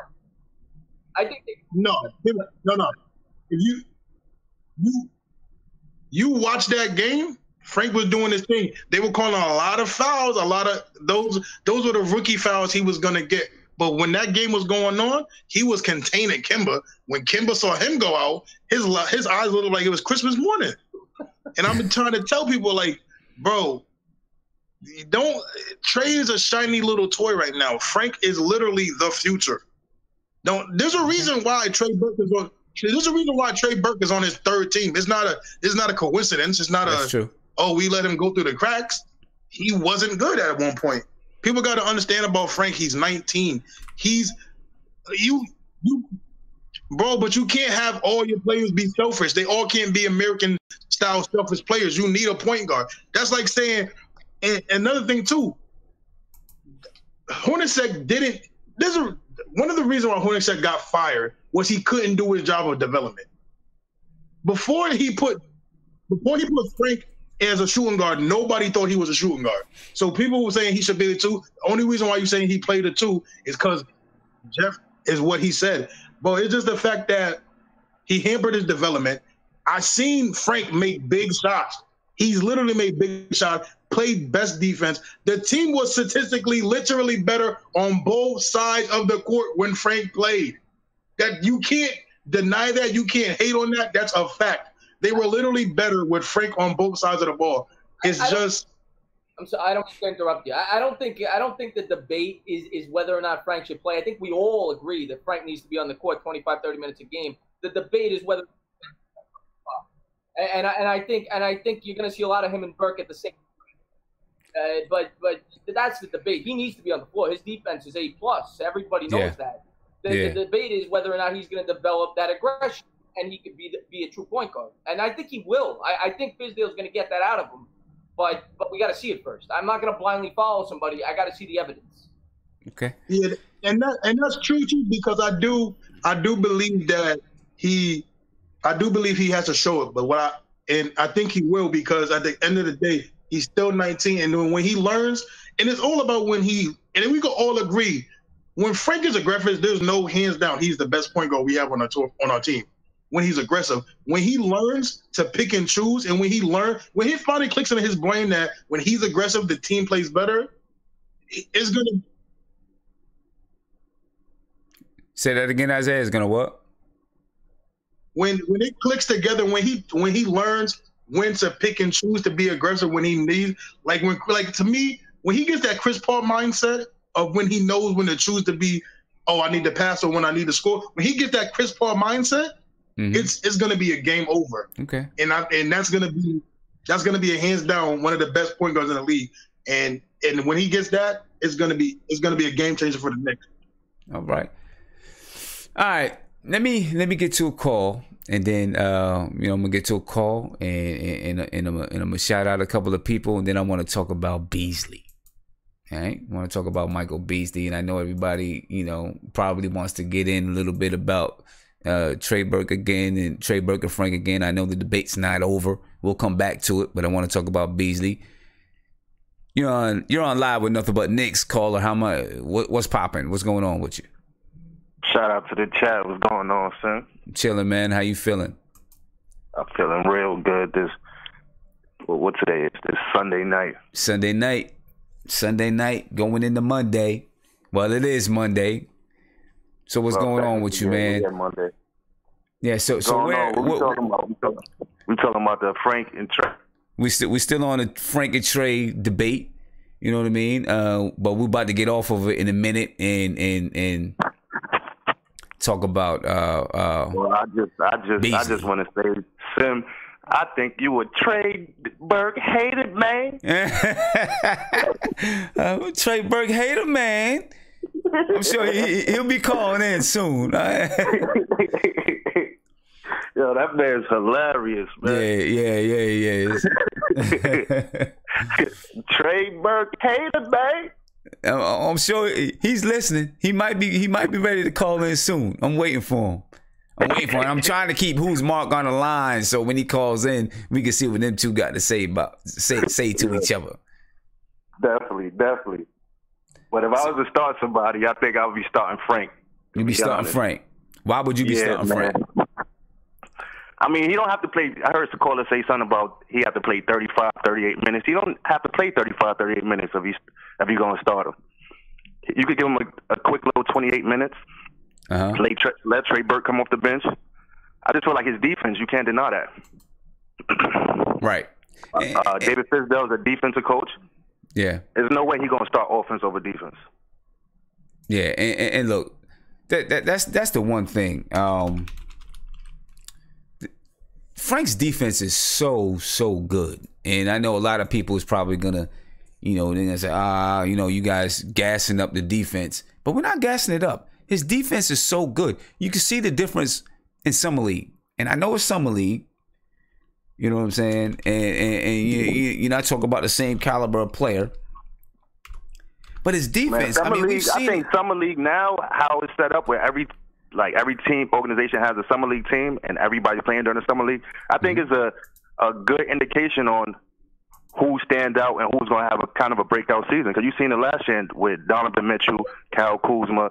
Even though Lonzo Ball was the summer league MVP, a good season watching Lonzo play, especially when he did it in the Garden. I feel like he balled. Yeah. And I mean, look, we've seen Frank throughout the season last year put the clamps on some really good offensive guys. You know what I'm saying? Some of the top guards. You know, I mean, he didn't, of course, just shut everybody down. It's impossible to do that. Especially James Harden. James Harden couldn't even get the step back move off on Frank. Exactly. He do that to everybody. Exactly. You know, it's impossible to just shut somebody straight down. But we've seen Frank play some amazing defense to be a rookie. And you just can't, I mean, geez, you can't, it's hard to keep defense off the floor. Especially if you have guys that can score. If you have guys that can score the ball, it's hard to keep defense off the floor when you got guys that can score the ball. They've been saying it for years. The best offense is a good defense. Exactly. You know what I'm saying? You stop the other team and make your offense a little easier. Give you the confidence. When you know you can shut the other team down, it gives you the confidence to shoot a shot, even if you're not comfortable with it, because you know your defense got a good opportunity to shut them down on the other end. Yeah. And then, you know, you get easy transition buckets. You get all those type of things. You know what I'm saying? That make that help your offense run a little smoother. You know what I'm saying? Yeah, build the confidence. Because you know, no matter how it's going on the offensive end, you know your defense got you. Exactly. You know what I'm saying? You look at the Knicks, and of course, this is not the 90s. It's a different day and age, right? But the Knicks' defense was so good. If they had a 10-point lead, it felt like a 20-point lead for other teams. Definitely. But back then, too, you know, them final scores was like 89 to 87. Yeah. It was a little different. It was a little different back then. Different time. It was a different time. But still, one of the biggest knocks on the Knicks was that they couldn't score. But they were still able to be a very a championship contender because their defense was so tough. Yeah, I remember growing up having a poster. I think it was we held. It was for about 60 straight games or something like that. We held opponents under 100 points when we had Jeff Van Gundy coaching. It was one of those. It was something crazy. I know we was notorious for holding teams under 100 points. Yeah, and we need to get that kind of defense back. And listen, your defense starts at the point of attack. That's what makes Frank so valuable. It starts at the point of attack. Exactly. The point of attack is the point guard. The point of attack is the point guard. If you let the opposing team's point guard run loose, you are in trouble. I seen it firsthand tonight. And I'm gonna let you go, man. Thank you for the call. I appreciate it. Yeah, man, I appreciate it. Good talking to you, man. Shout out to the chat. Yeah. It's getting bigger and bigger, it looks like. Yeah, it's growing. It's growing, and you know, so you know, we got some new things, but more people can chat, so it's definitely good. Appreciate it, man. All right, peace. Thank you, man. And look, I seen it firsthand tonight. The team we were playing in my AAU game had a heck of a point guard, and you know, she was balling. You know, and you know, we started off playing well on her, but then she started getting loose. So in the second half, now mind you, the team went up by 15 on us in the second half, right? In the second half, I switched to my best defender and put her on that point guard. All of a sudden, their offense didn't run well. And we started chipping away at the lead, taking the lead down. It just so happens when you're playing AAU ball, the clock don't stop all and it can keep running. We kind of ran out of time. But we shut her down in the second half, right? We outscored them in the second half because we lost the game. But we outscored them in the second half because we shut her down. You know, shutting down the defense at the point of attack is critical. You know what I mean? It's critical. All right. So this is what I'm going to do. Besides the entertainer, because I don't know how long the entertainer got. But besides the entertainer, the people I got in the chat, I got a couple of them that's been in here for a while. I'm going to let them get the last take in, and then we're going to move on. And I know Tony Crow's trying to get back in. You know what I mean? I seen you up there, but then it went away, Tony. So let me get you back in. All right. So I'm gonna start with Ruben. Ruben, let me get your last take on the topic. You know what I'm saying? We're gonna put this to rest and get to Beasley. All right. I wish y'all. There we go, Ruben. You on, baby? I'm still here in the chat. Yo, I wish y'all was here in the chat that we got going on. Nate, Dog, Entertainer, Guillermo, and Mark. It's a really good conversation in the chat too right now. But the thing is a lot of people. I'm also reading the chat too. So shout out to some people in the chat. Mighty Knicks, Big Freeze. A lot of people in there. CP, what's up, everybody? Ace, look. What we got to do is make sure that we maintain our composure all through the year. I'm not a proponent of just sticking with our lineup. Like Mark said, just let Frank play. You know what I'm saying? We let him play. We see what he got. That we know what we're doing next year. I think that's very important. Mm-hmm. But let me just get a real good point out, y'all. We are New York. We are New York. Everybody, I don't care. People, I'm not a big fan of Kyrie either, but we are getting marquee players. We are the most valued franchise in the league. Over the Lakers, we over like $300 million, $300 million over the Lakers.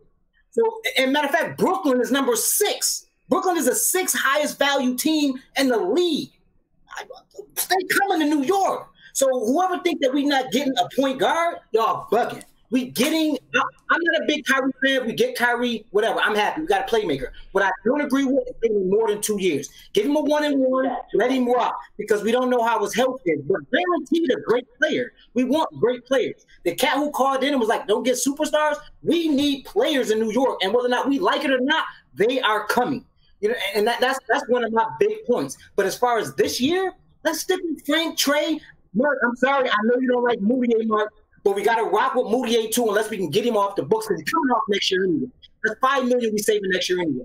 So let's keep all that in mind. Anybody who say Mitchell Robinson is going to be starting before maybe February, y'all bugging. He probably not even going to be in the game the first 10 games. He got weight to get up, and they're going to let him rock in the weight room and all that. As far as Frank getting confidence, you get that crap in practice, bro. When you get out on the floor, we don't burn your confidence. So Sim, I hear what you're saying with the confidence thing, but get that in practice when you know what you can do and you get out there and do it. If you don't have a good game, keep playing. Play some defense. So I'm with it. Now, when he goes to the hole, you know what I mean, he got to go hard. And people who was mad at Trey Burke for coming off, I heard somebody say, Trey come off and look for his own shot. I think that was you, Mark.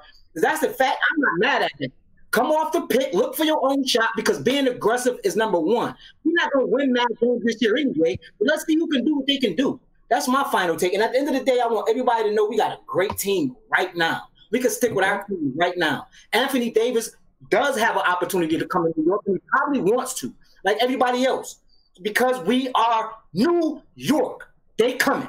So that's me. Okay. All right. Big take, brother, man. Ruben, appreciate it. Yo, every time. Peace out to Nate, Entertainer, Guillermo, Mark, Isaiah, Tony Crow, everybody on the chat. Sim, love y'all, man. Like Peace, this brother. Chat, subscribe. Appreciate it, bro. Talk to you next time, man. Peace. Peace out. I'll be back. I'm in the chat, though. I'm in the chat. All right, cool. And who we got next? Guillermo, we got you next, bro. Yo, man. Yo, that energy, man, like, when it was like 1999, man, I was praying for the Knicks to beat the Spurs. Like, I was on my hands and knees, man. Like, I felt that energy, man. But then you grow up, man. Like, let me tell you something about New York. That Mecca stuff, no one cares about, man. This ain't LA. You know, people ain't coming out to New York to look for, another career while playing ball here. Like, let me tell you something, man. New York, and I'm a fan of probably the worst teams, New York teams, right? I'm a Jets fan. I'm a Mets fan. Knicks fan, but Nets are worse, whatever. Screw the Nets. But let me tell you something, man. You need a certain type of player to play in New York. Like my cousin, he's he works in meatpacking district, blah, blah, blah. He used to bring me out there all the time. I can't stand that place, but all those clubs, One Oak, whatever, all these players that go out there, man, they fall into that life. The girls are out there, unfortunately. All that stuff. If you don't have the Derek Jeter type, if you don't have, that type of mentality to come and play in New York, man, it will break you down, man. All that New York is temper. This is why I get mad. It's not at the last guy who was in the chat.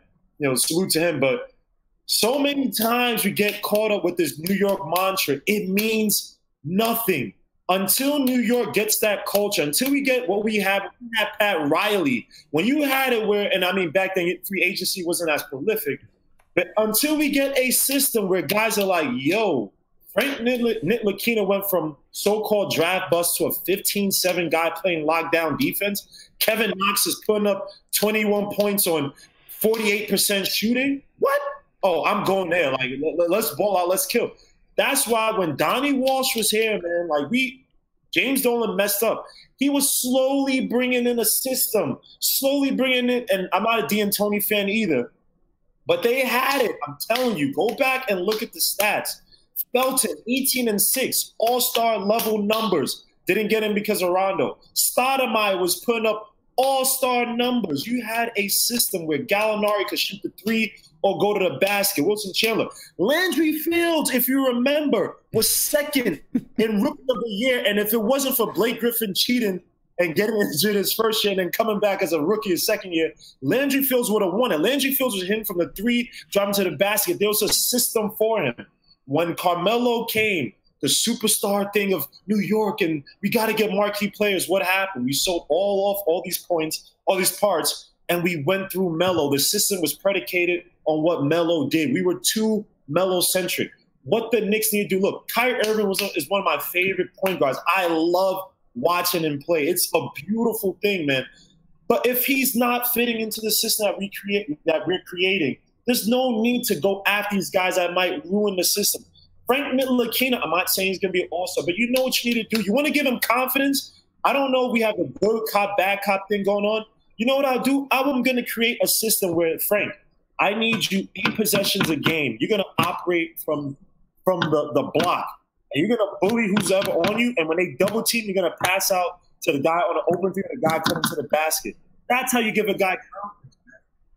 You don't need all these superstars. That comes. But let's not go crazy for that, man. Let's build a system, man. So when players come in, it's like, why fit to the system?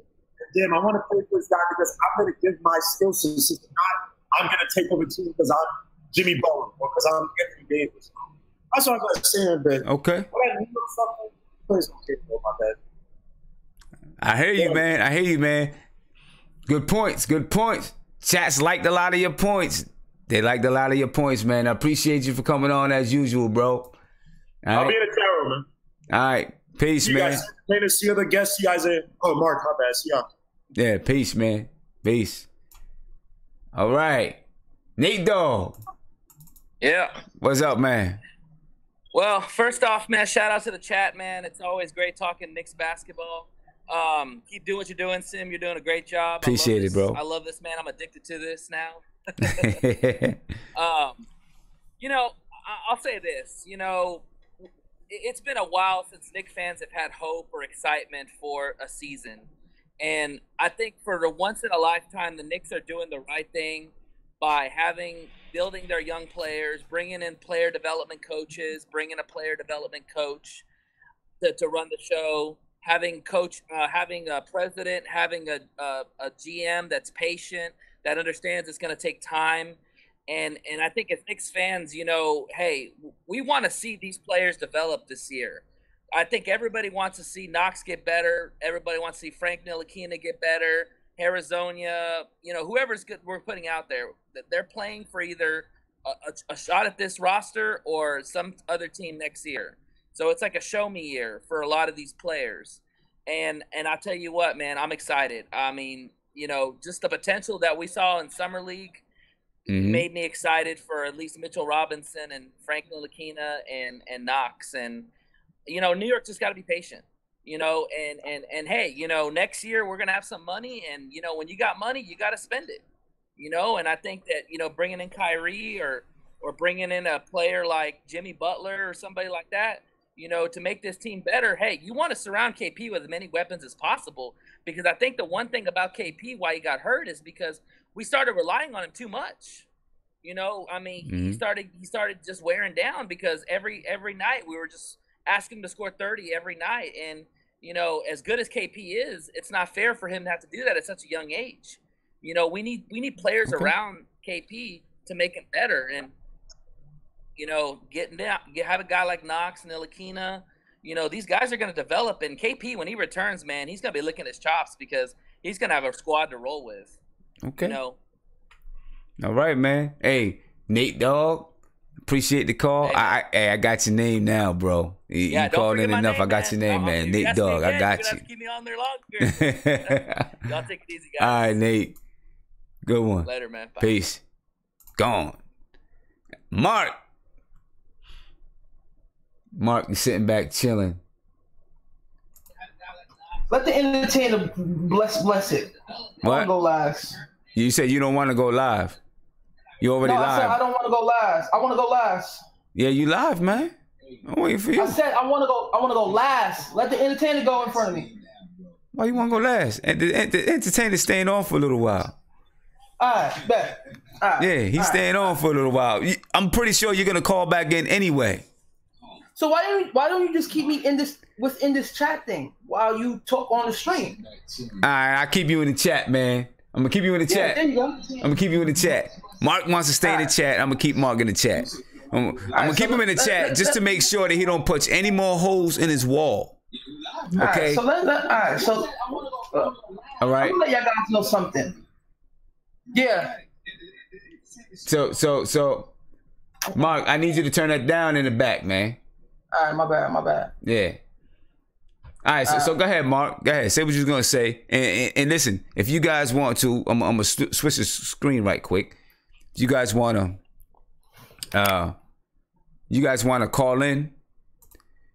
Call in 516-405-2246. If you want a video in, appear.in/NBK video in. Or if they want to say something to me, they could too. Okay. Yeah. Okay. So let me get to this call before I get to you, Mark. Right, since you're gonna stay in, let me get to this call, man. Perfect. All right. You on live with Nothing But Knicks. What's popping? Hey, what's up, Simeon? How you doing today? I'm chilling, man. How you feeling? Okay, look, I'm probably one of the oldest Knicks fans around, man. I've seen the 70 championship and the 73 championship. And you're right on one thing. We need Frank to start because the defense starts at the point guard. It starts there. It starts there all day long. We're getting put by other point guards. Right. You know? The defense starts there all day long. I say start Frank. Okay, so you say start Frank. Okay. Yeah. You say start Frank. Yeah, you have to start Frank, man. The defense starts with the point guard. You know, just give him some time. If he gets 15-5 or 7, we're pretty good. Okay. And listen, you know, I'm gonna tell you the truth. I take 12-5 and 12-7 from him this year. That'd be great too. I'll take that too. Yeah, I really do.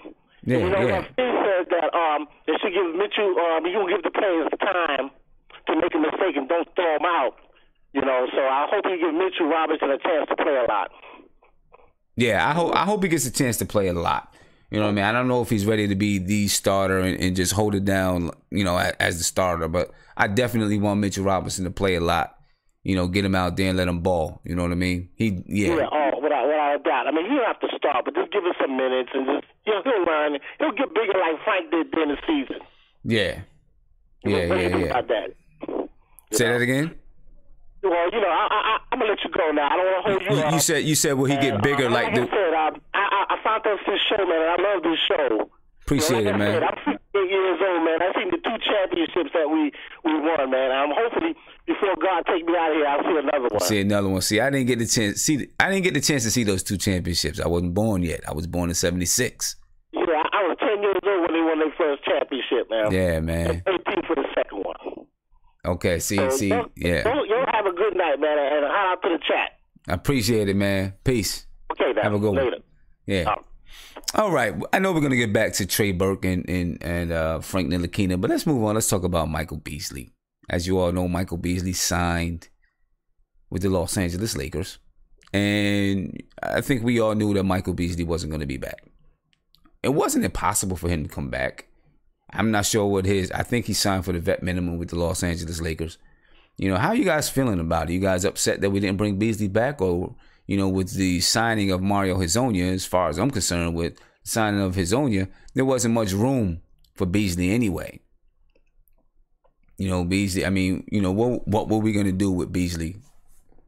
You know, with Knox, that can play the 3 or the 4. Hezonja, that can play the 3 and the 4 if you're going small ball. Well, what were we going to do with Beasley? Besides, yeah, I mean, of course, he would have been nice to be able to give some points off the bench. You know what I mean? I like Beasley as a person. You know, as a player, off the bench, he's a good player. I think on a championship team, I'm going to be honest with you, as a championship team, I think Beasley is someone who could help produce off the bench. You know, I'm not saying he's going to be, you know, he's going to average 15, 16 a game, but he's someone who I think can come in and give you 10, especially if there's a chance you need to go ISO every once in a while.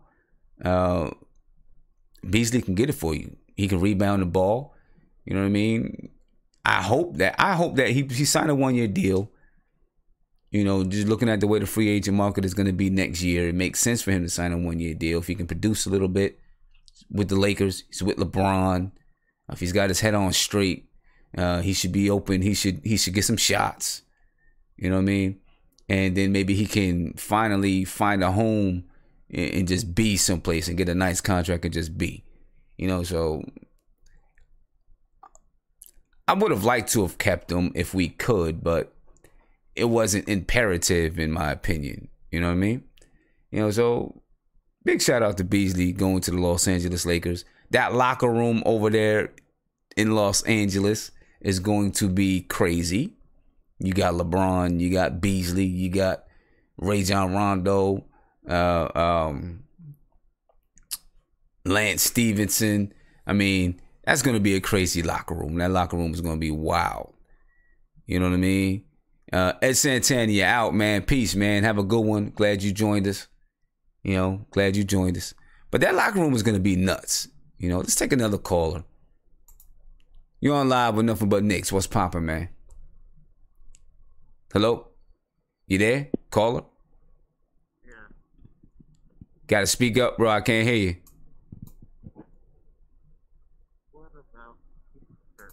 How did that one go, folks? Couldn't hear you. Hey, get on the phone, man. You guys gotta speak up. We gotta be able to hear you. Hey, you on live with Nothing But Knicks. What's poppin', man? Yeah, it's Ace, man. Ace Beasley from the chat, man. Ace, what's happening? What's up with you, bro? What's up, man? Yo, man, I just want to tell the chat, man, let's not forget who Trey Burke is, man.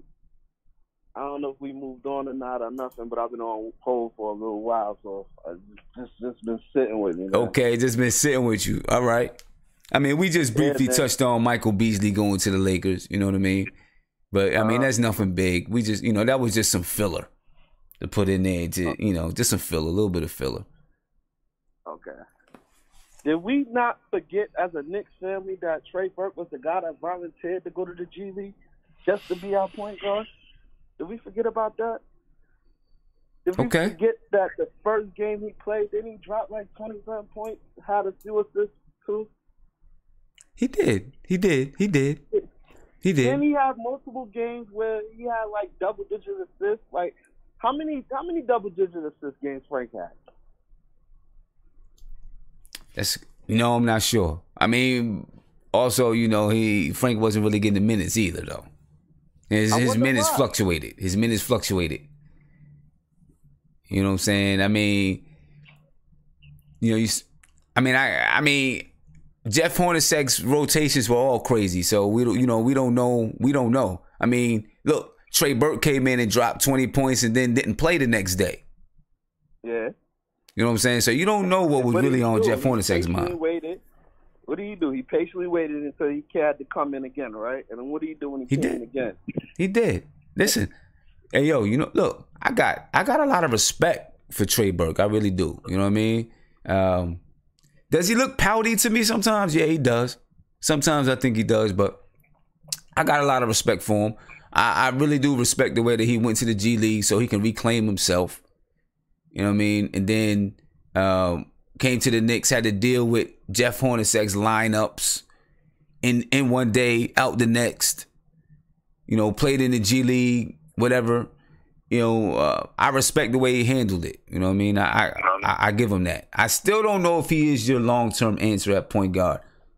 I'm not saying that he's not. I just don't know if he is. But I definitely respect him. I understand that, but I just feel like he's the guy for right now. For right now. He didn't show us that yet.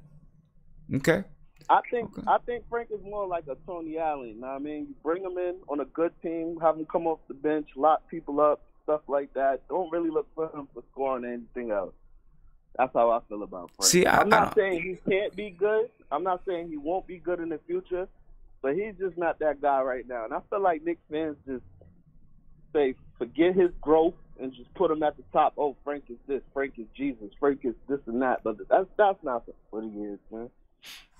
I mean, I'm not going to. I mean, of course, we want to see his develop. I want to see his development, but I really do think that Frank can be a good point guard. I just think he is wired to be a point guard. That's just my opinion. I think he is wired to be a point guard. And I just don't expect him. I don't expect him ever to be a 20-point scorer or a 15-point scorer even maybe. But I don't care if he is not, because I don't think you need to have your point guard average 15 to 20 points a game to win. You know what I mean? If your point guard can play defense, knows how to command the offense, knows how to distribute the ball, and maybe he still needs to grow in those areas, right? But if you have that from your point guard, then I think you can win. I think you still can win. Can you win with a point guard that scores 20 points a game? Yeah, probably so. Right? You can win. You can win with that too. Depends on how you structure your team. But I don't think you got to throw it out the window that you can't win with a point guard that doesn't score that. You know what I mean? But if you look 20 and 10 sounds nice. What'd you say? Don't 20 and 10 sounds nice? It sounds nice. It sounds nice. He was doing that in his sleep, man. I mean, I get that he was, but I'm gonna say this, right? Look over the course of history. 20 and 10 point guards haven't. You look over the course of history, they haven't been your champions. Your NBA champions have point guards that really do run and command the offense.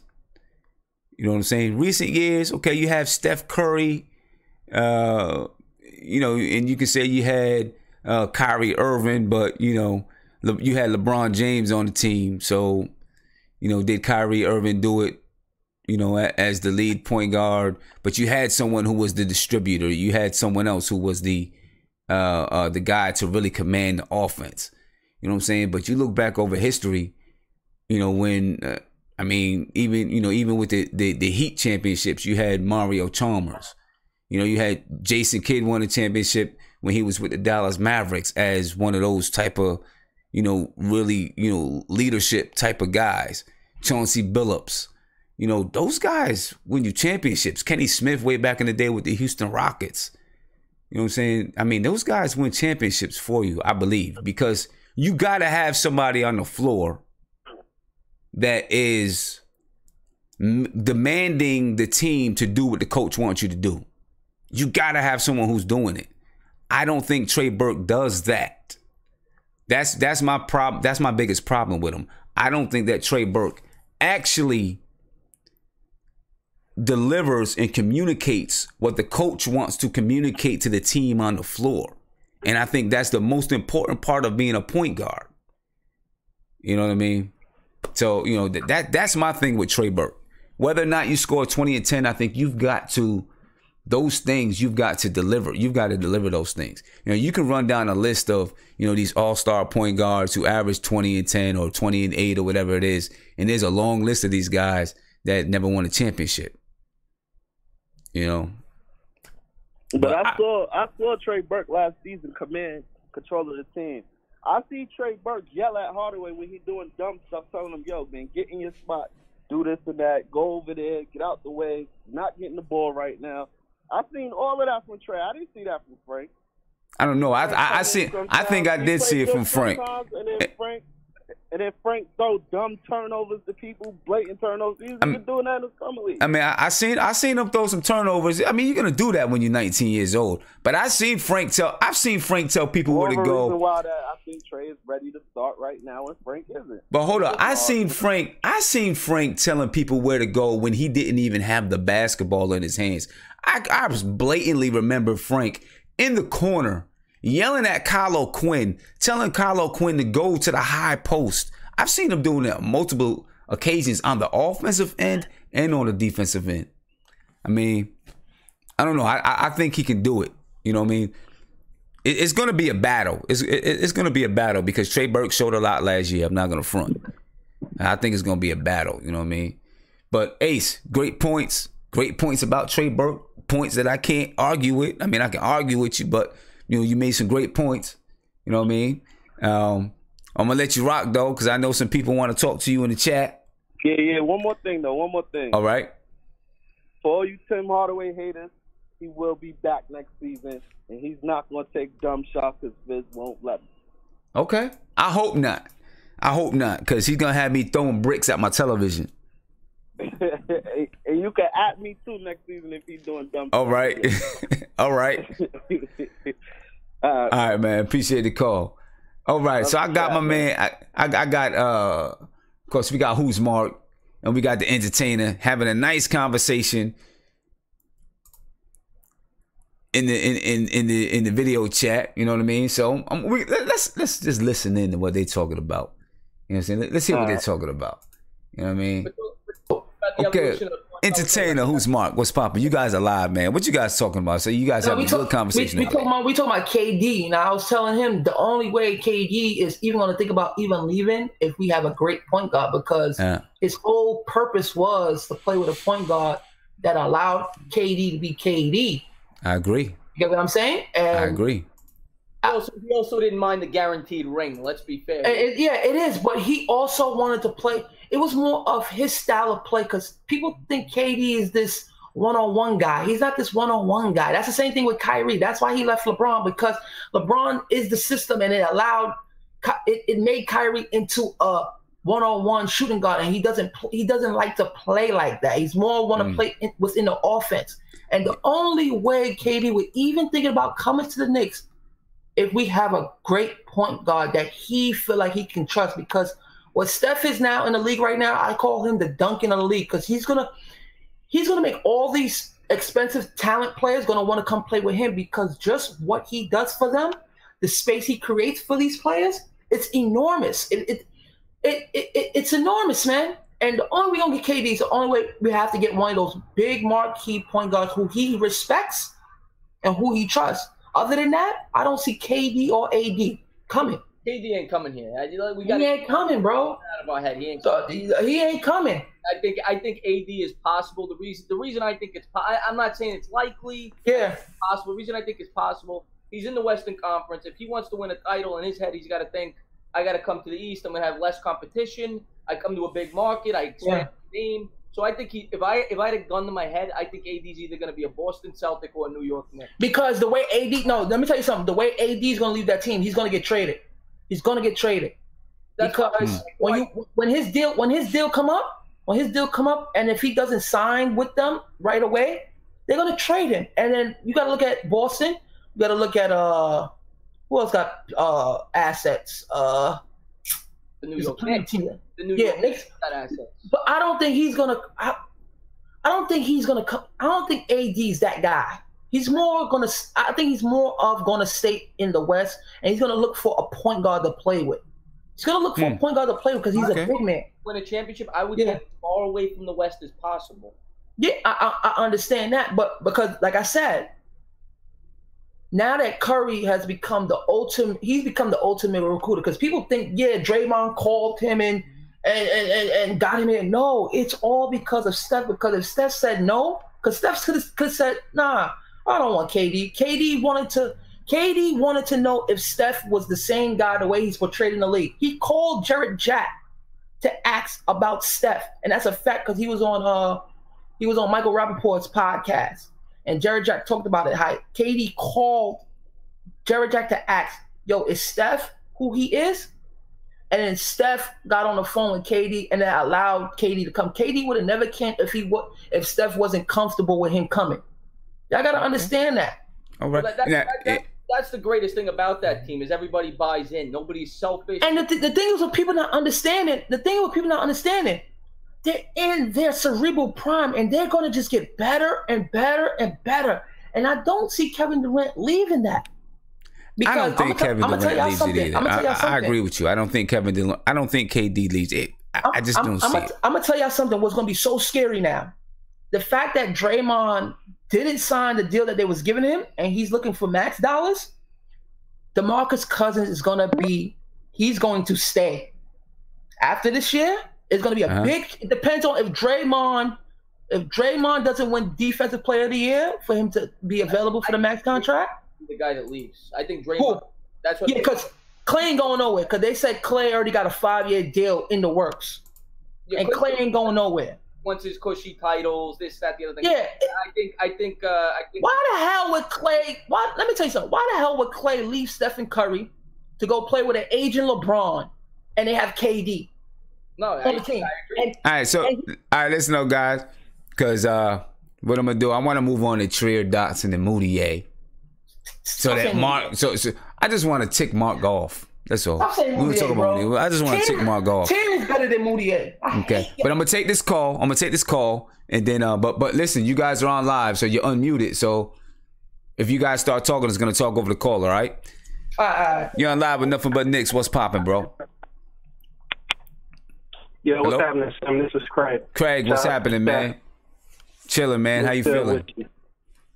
I'm doing all right. Good. So I love this chat. Go ahead. We're gonna get back to the whole Frank Burke thing. We talk about that, but I want to talk about Trey, Dotson, and Mudiay. All right. Right. Out of those three, I mean, I feel like eventually Trey is probably. I think the Knicks gonna give him a shot. I think that he's on a 2-way right now. I think they're gonna give him a shot. Paul always on my back. Who's gone? Dotson or Mudiay? Who goes? Dotson or Mudiay? That's what I want to know. One because of them has to go. One of them gotta go. Is Mudiay should go. Yep. Right. Mark, I gotta mute you, Mark. I gotta mute you. Go ahead. I'm sorry. I had to mute who's Mark because he's talking over top of you because he don't like Mudiay either. You know what I'm saying? Go ahead. Nah, it's all good. I think they should play Mudiay to try to get something for him in the future. But if I had to choose, he would be the one to go. Okay. I like Trier. I like what he brings to the game. Of course, he's young. He needs to work on stuff, just like Dotson needs to work on stuff offensively. Right. But, I'm a rock with those two. Okay. Mudiay probably stays for his contract, but I think he should be out. Would you waive him, or do you want to? I mean, no, my thing is, I would play him. You're gonna play him? I would try to find him some minutes, just so he can showcase that he can still play and have some value. Maybe we can trade him down the line. Okay. Unless he comes in and be like a beast. Yeah. Now Edward change is because he is like a 6'5" point guard. Yeah, he is. Edward Hunter he made a good point. Mudiay is a Perry move. So how much is Perry gonna be tied to his move? Feeling like I traded for Mudiay. I want to see this work. Or is he gonna look? He didn't work. Let's move him, because also Trier is a Perry move, right? That's his guy too. So, I mean, what do you think? I mean, if that, I don't know if he's that way. But when he made the Mudiay move, he didn't have Trier, Mitch Robinson, and Kevin Knox coming through either. True, you know what I'm saying? True, right. He didn't have them guys, yeah. He didn't have those guys. And Trier was in his, sophomore college year, he was projected to be in the lottery. Yeah, he was. I mean, he was. You know, the last 2 games that he played. Yeah, he was projected. I mean, he was pretty decent. Yeah, he was projected to, you know, before he got in all that stuff with the PEDs and all that stuff. And then, you know, last year people kind of felt that he was too much of an ISO guy, you know, but he was rated to be high, to be a high draft pick at one point. There's actually if you go on YouTube, there's some mini documentaries about Trier. You know what I mean? He was featured in, I forgot what it was, some national newspaper when he was like 14 years old. He was in a commercial with Melo, Jordan commercial. Mm-hmm. You know, because he was such a baller at such a young age. You know what I mean? Yeah. I mean, for me, he might be a chucker, as people say. But you kind of do need that dude that in the ISO ball, he can get his own shot. So, yeah, you do. You already seen it. You know what I'm saying? Yep. Also, a step back, mid-range, can finish at the basket with contact. Yeah. And hit the 3. I mean, yeah, as much as you got to work with that. Yeah, as much as you want to, you know, play, you know, the type of game where the ball is moving and this and that, there comes a time when you need a guy that can get a bucket. Yeah. Hey, Craig, I'm going to let you rock, man. All right. Appreciate the call. Cool. Appreciate the call. No doubt. All right, peace. All right, peace. Yeah, so this is going to be a battle all throughout preseason. It's going to be a battle going into the year with these guys. I believe that at some point, Trier is going to move off of the, you know, being a two-way guy and actually become, you know, get a contract. And, it could happen before the season even starts, to tell you the truth. You know, throughout preseason, if Perry doesn't like what he sees from someone, they can waive him, rip up Trier's two-way contract, and sign him to the team. You know what I mean? I kind of expect that it might happen. You know, because, I mean, you know, offensively, yeah, look, we want to build a team around defense, but you still got to have some offense, man. You still got to have some people who can score. You got to have some people who can get you a bucket. If you don't have some people who can get you a bucket, you know, you're going to be in trouble. Mark, you got some ugly legs, bro. Entertainer, man. What you think about this whole thing with Trier, Dotson, Mudiay? This is an interesting topic. I personally, of the 3, I think Trier is the most upside, but I would play Mudiay a lot this year. Not a lot, but I'd play him 15, 20 minutes because I'd want to up his trade value if possible, because everybody knows he has high upside. If he plays well, maybe you're able to package one of these guys that you want to get rid of, one of these undesirable contracts along with them. Who knows? But Trier, in my opinion, Trier, everybody's talking about Burke, and I like Burke. I like Burke a lot. I think he's got a high upside. But I think Trier could fill that Burke role if they get rid of Burke. I think he could be that punch off the bench. I think he could develop into that. But that's my take with Burke. That's why Burke's expendable, in my opinion. Because okay, he could be that off the bench for a penny on the dollar compared to what Burke's been forcing. Okay. Does he make Tim Hardaway Jr. expendable at all? Where you can, you know, try to fish for a trade. And I like Tim Hardaway Jr. I like his work ethic. And when he's good, he's good. But he goes through 15, 20 game, you know, spurts.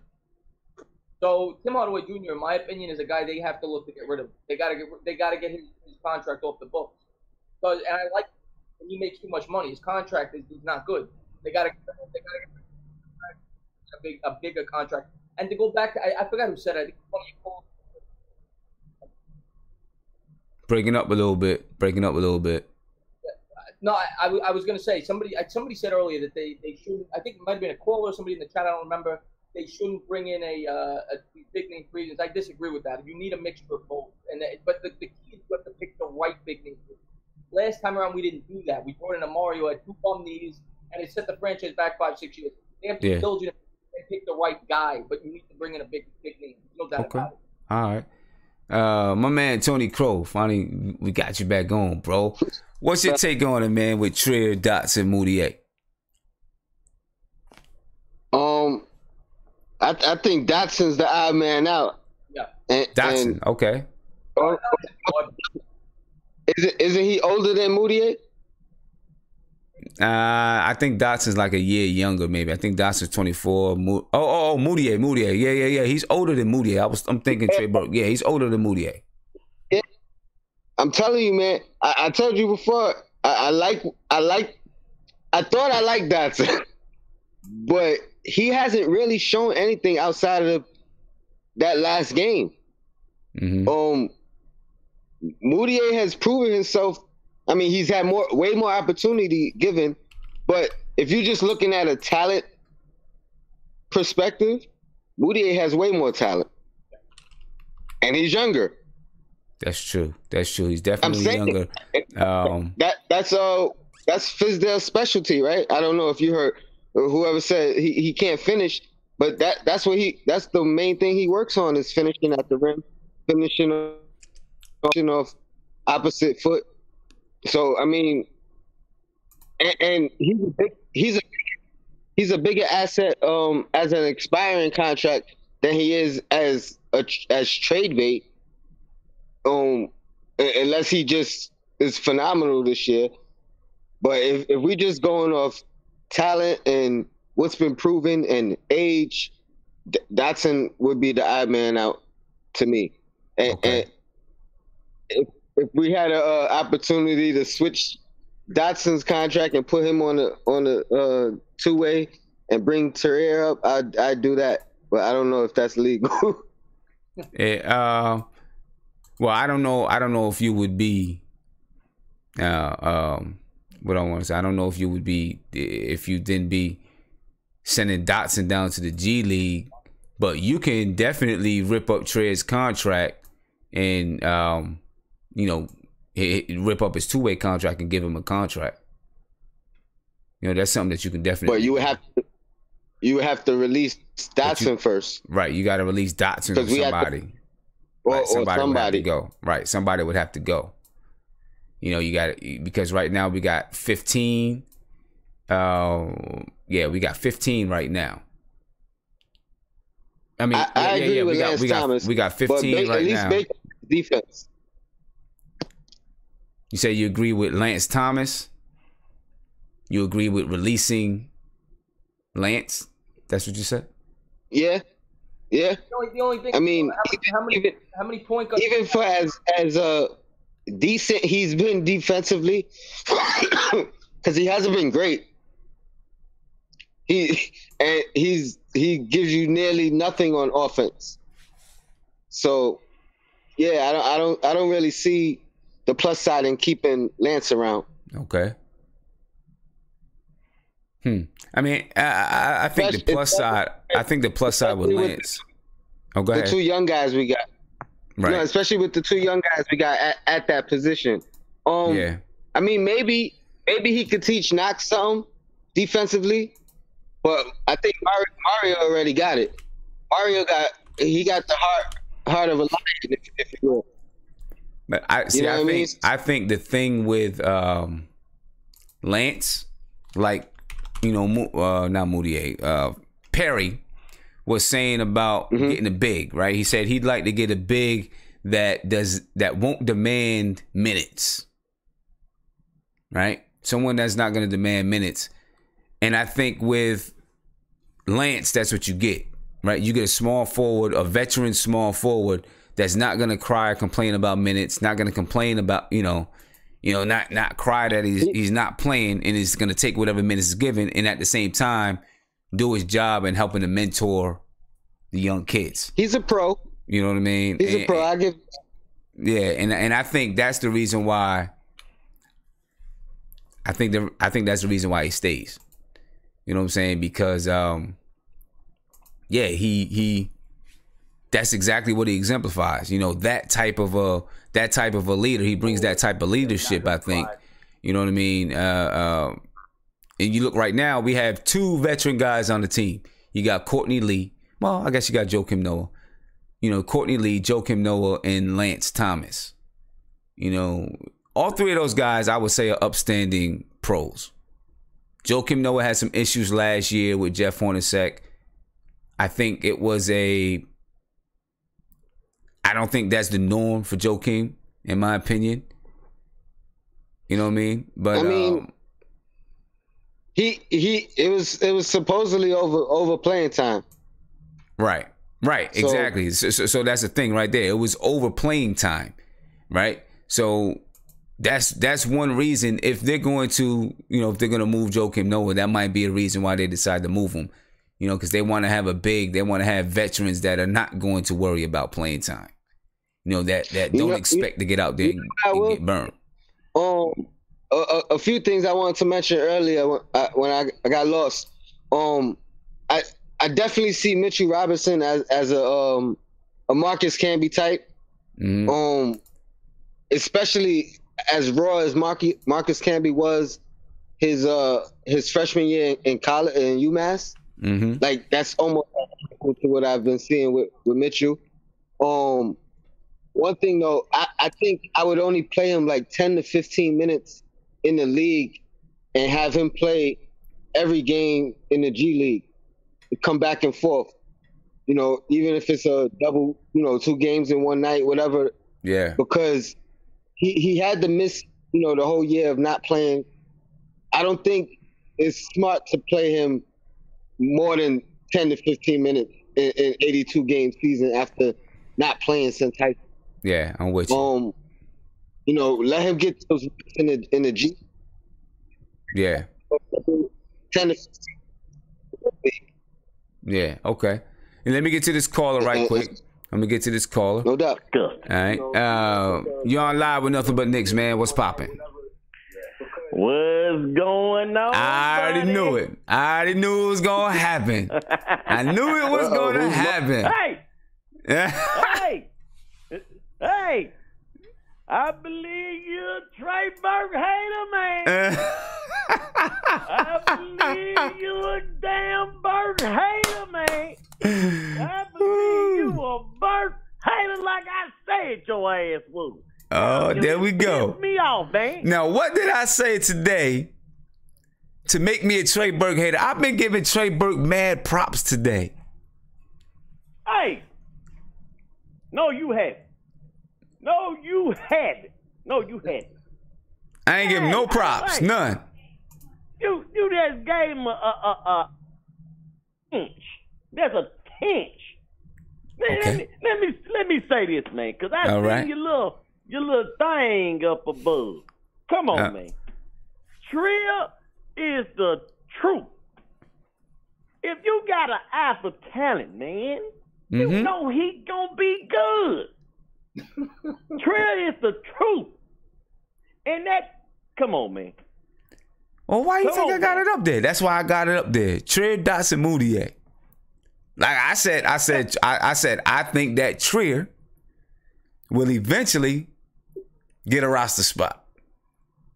Trier, mark it down. Mark it down. Trier gonna be bagging up Hardaway. Okay. That's this year. This year. He gonna back up Hardaway. To start the season? Yes. Ooh. Watch.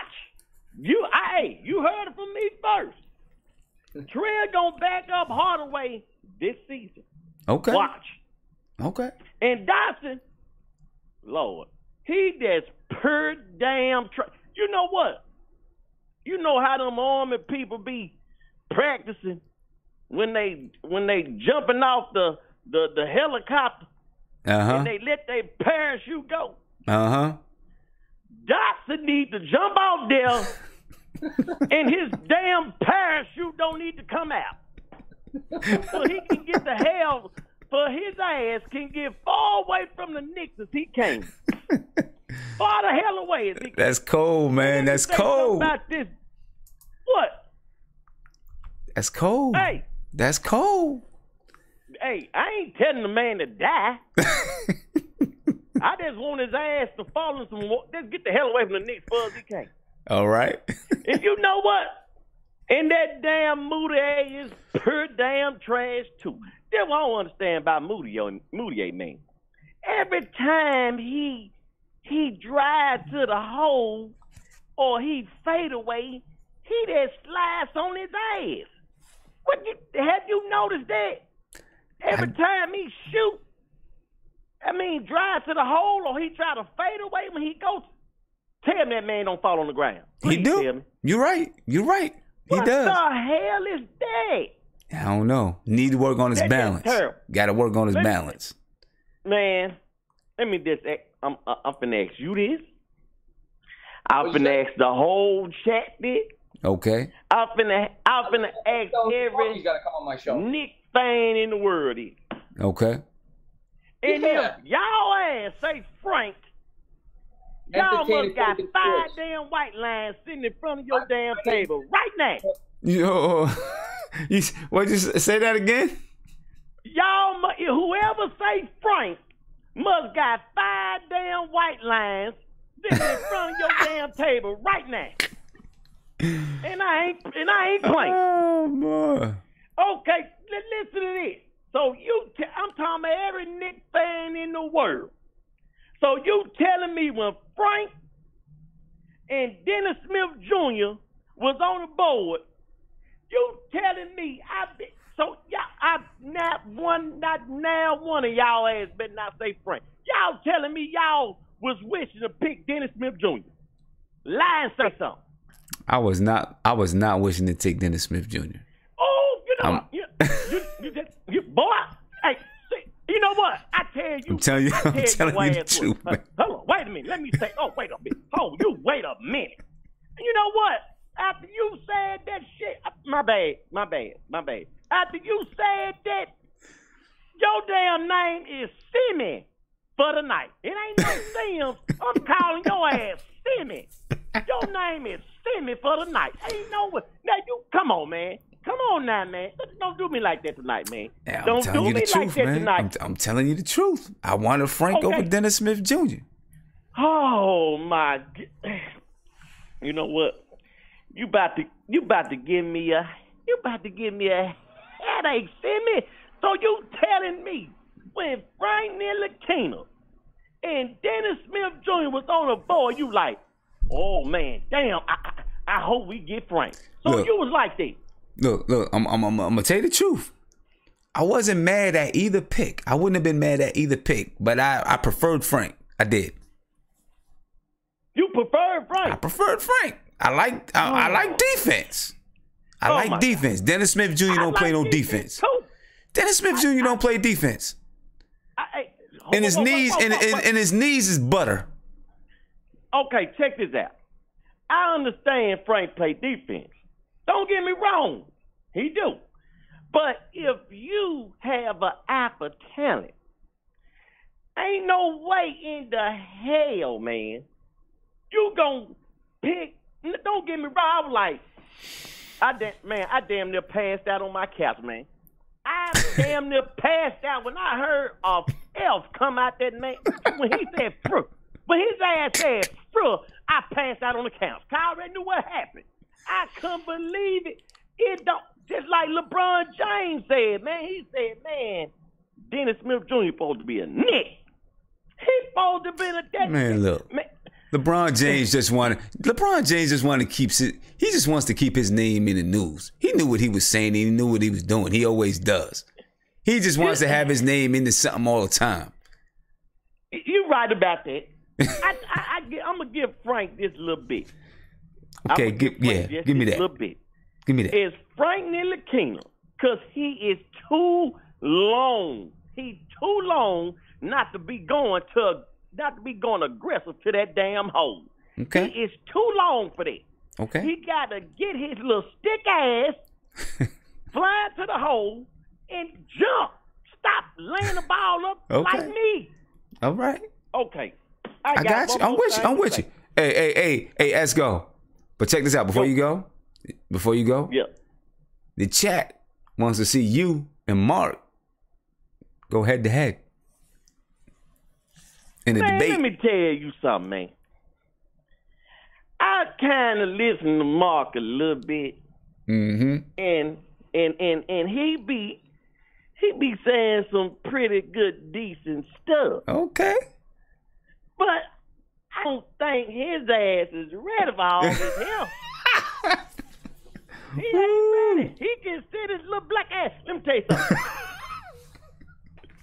I don't think he is ready for all this here. Because you know what? Now, he seemed like he kind of, real with it.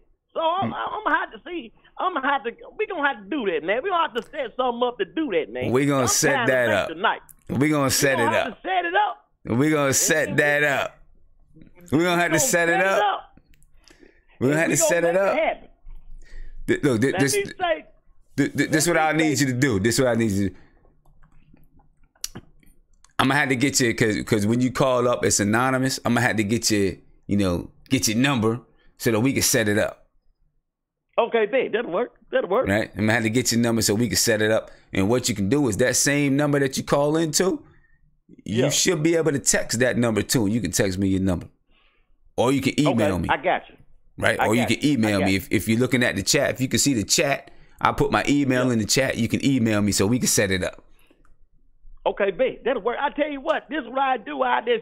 Let me see. You said the 2246 number. I can text you my number to that You should be able to text your number to that number. But just in case you can't, I'm going to put my email in the chat so that you can email me. Okay, cool. Okay, right. Cool. I got you.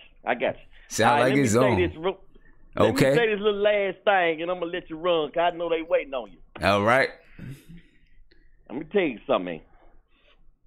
If we don't get Urban, Burke don't need to go no damn well.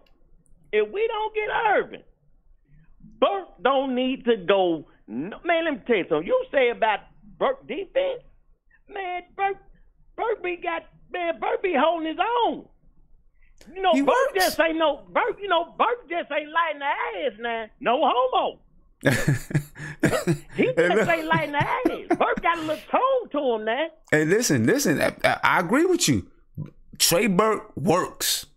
He works hard. There's just some things that physically he can't control, which is the size, right? But for the most part, I see him working really, really hard on defense. I gave Trey Burke a lot of love today. A lot of love, man. Yeah, I gave him a lot of love today. You did. Let me say one more thing to you, man. All right. I know a lot of people won't agree with this. But man, Noah don't need to go no damn where. No, there's a lot of people agree with you. A lot of people agree with you. Man, Noah don't need to go nowhere, Sin. See, Horner said that's he was that stupid. Horner said with that stupid, Noah don't need to go nowhere. Man, you know what? The way Noah hustle and the way Noah play defense, Canna ass will be coming off the bench. And I ain't lying. The way Noah play defense and hustle and scream and holler and get on their ass when they mess it up, I would put Canna be coming off the bench. Because Canna don't move. He ain't got no good feet. He is terrible on defense. Noah will be starting. To me, he will. Okay. Because Canada is no good on D, man. Yeah, you're right. You're right. Canada definitely struggles on the defensive end. We'll see if Noah still got it, though. We got to see if Noah still got it. They gonna find it all out when all of them come to camp and all that good stuff. Mm-hmm. Oh yeah. I can't wait to camp, man. I'm pumped. Can't wait to camp. Oh man, ain't gonna go by. It's over with now, cause you know what? The football already starting, the little training camp. Mm-hmm. And they're gonna go by fast, so we gonna blow by. Yeah, it is. It is. Damn. Yeah, Saquon I'm gonna let you go, man, and I'm gonna text you my number as soon as I get off. All right. Text you my number, and that's if it don't come through right then, do like you said, do the last time. Yeah. Okay. Sound good. All right, because we're gonna set that up. Yeah, y'all set that up. We're gonna get it up. I don't know. We're gonna have to see what's going on. All right. All right, Esco. Always a pleasure, man. It's always a pleasure. Ain't no doubt, man. I gotta call in and holler at my Knicks people, bro. There it is. No doubt. Ain't no doubt. All right, man. Stay on, man. Y'all right. Keep it going. All right. Talk to you later. Ain't no doubt. All right. Peace. All right. Who's Mark? What's your response? Who's Mark? Yo, what's your response, Mark? I'm online. Yeah. You see, SK Esco know who he dealing with. He had a little backtrack before he was about to go in. But tell Esco, he lucky I gotta be a little at least PG-13 because I can't be rated R, so I can't give up my whole playbook. So whenever he's ready, I'm ready because I'm a little creative when it comes to my words. Yeah, we gonna set this up. We're gonna set this up. We might just have to do a whole special with you two, and we'll let this one be rated R. Yeah, because what people don't understand is my mind is very creative, and I'm a random individual, so you never know what's gonna pop off in my head sometimes. Okay. Well, we're gonna let this one be rated R. We're gonna let y'all go ahead and go in. Wait, you see how Esco had the backtrack though, because I'm a real one. Yeah. Okay, we're gonna find out. We're gonna find out. Oh, I just gotta be PG-13 on here. Yeah. Well, when we do it, it's gonna be rated R, and I'm gonna say everybody. Make sure you have your chat ready though. I ain't gonna hold you. Yeah, make sure you got your volume down. If you remember me and Mark going at it about KP, make sure you have your volume down because it might get real out there. Watch that again because I never watched it, but I remember that night we was really getting into it. We was getting at it. We was getting at it. I was getting at it. Isaiah, man, you back on the line. I'm about to let you get in, man. Hold on, hold on for a minute. Let me get you unmuted. There we go.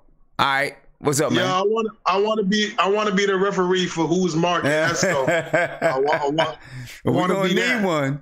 We're gonna need one. Yeah, so this is what I'm gonna do, man. I'm gonna take. Listen up, chat. This is what I'm gonna do. I'm going to take and I'm gonna cut up bits and pieces of a Who's Mark and Esco, and I'm gonna make a little video. You know what I mean? So that we can put it out there so people can, other people they're not gonna know about Who's Mark and Esco. So I'm gonna put it out there so they can hear. About to start paying people. Like, yo, you gotta pay to come in the chat. You need a Patreon. This chat about to be a premium chat. So we're gonna have to we'll put it out there so people can know, so we can get some people to see this one because this is gonna be a real one. Yo, Sim. You know what would be dope? What's that? If we did a competition, who you got? We got Who's Mark and Eskimo. We should go. It should be like we should put bets, not money bets, but who's gonna win the argument? Who's Mark versus Esco? I think we should do that. Esco was right about Mudiay. Couldn't always get to the rack, but can't finish, and always falling like someone did something, like someone shot him. Yeah. We're gonna see what. All right, well, we're gonna see how it go down. We're gonna get it right. I'm gonna go ahead and put my number. I'm team Who's Mark, in the chat. That's my boy. I'm team Who's Mark. He been doing this for a while. He been here for a minute, huh? He been here for a minute.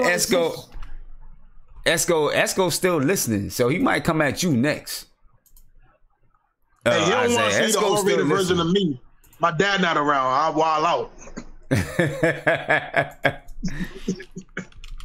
Because people gotta understand something. Go ahead.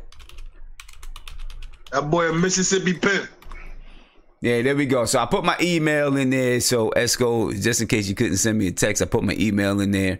When I was in high school, I used to cut people's ass for a living, bro. Yo, that's a big fact. I was a funny guy in high school, so I be telling people don't do it. All right. But listen, man. Listen, guys, we've been on for about 2.5 hours, man. I'm about to roll off a Tony Crow. Who you got in this Mark versus Esco? Who you got? Oh, with the OG, Who's Mark, of course. Okay, you say you got Who's Mark. But I'm taking bets, though. Anthony Williams said do a poll after the debate. Yeah, Anthony, I'm gonna definitely do a poll after the debate. Yeah, it's gonna be a hot one. Man. Yo, you know what's so crazy, Sim? I said I can't wait to get my YouTube channel because boy, oh boy. Oh boy. I don't know what I'm gonna do between you, the entertainer, and Mark and Simi. I don't know what I'm gonna do. Yeah, hey, entertainer, man, who you got? You want me to be honest with this? Yeah. Go ahead. Listen. I love Who's Mark. Every time I hear him talk, he reminds me of Chris Tucker.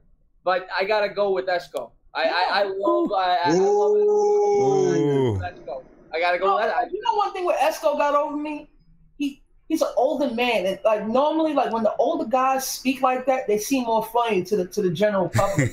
The excuses are starting, and the excuses begin. It's no excuses, it's just a fact.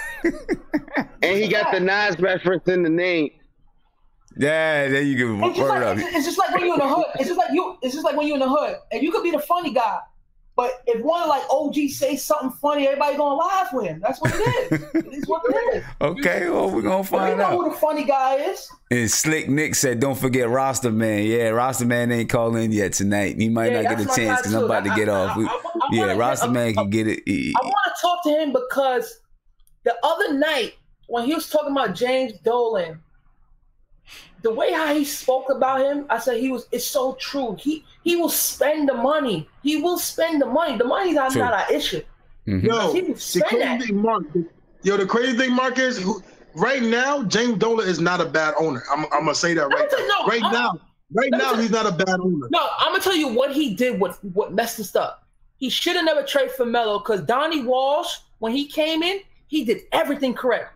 And then when Melo was forcing the trade, Donnie Walsh was the one to pull the plug. It wasn't Walsh. It was Dolan. Dolan had pulled the plug on that crap.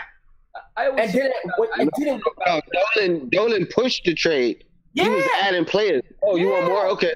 You want more? Okay. Whatever it takes. He didn't have to add all of that. He didn't have to add all of that. Salary cap. But I don't even think that was where he messed up. Honestly, was when he backed Isaiah Thomas in the sexual harassment. Yeah. That was big. And then he hired Isaiah Thomas to be the WNBA GM. Yeah. What are you like? That's ridiculous, though. Because you know what he is? He's not a sports guy. It was his father. He's more about business. But you know what it is, though? I'll say this about James Dolan. He's loyal. If you with him, he's loyal to you. That's true. That was except Isaiah Thomas. Yeah, he's loyal to you. Hold on. Take the plea.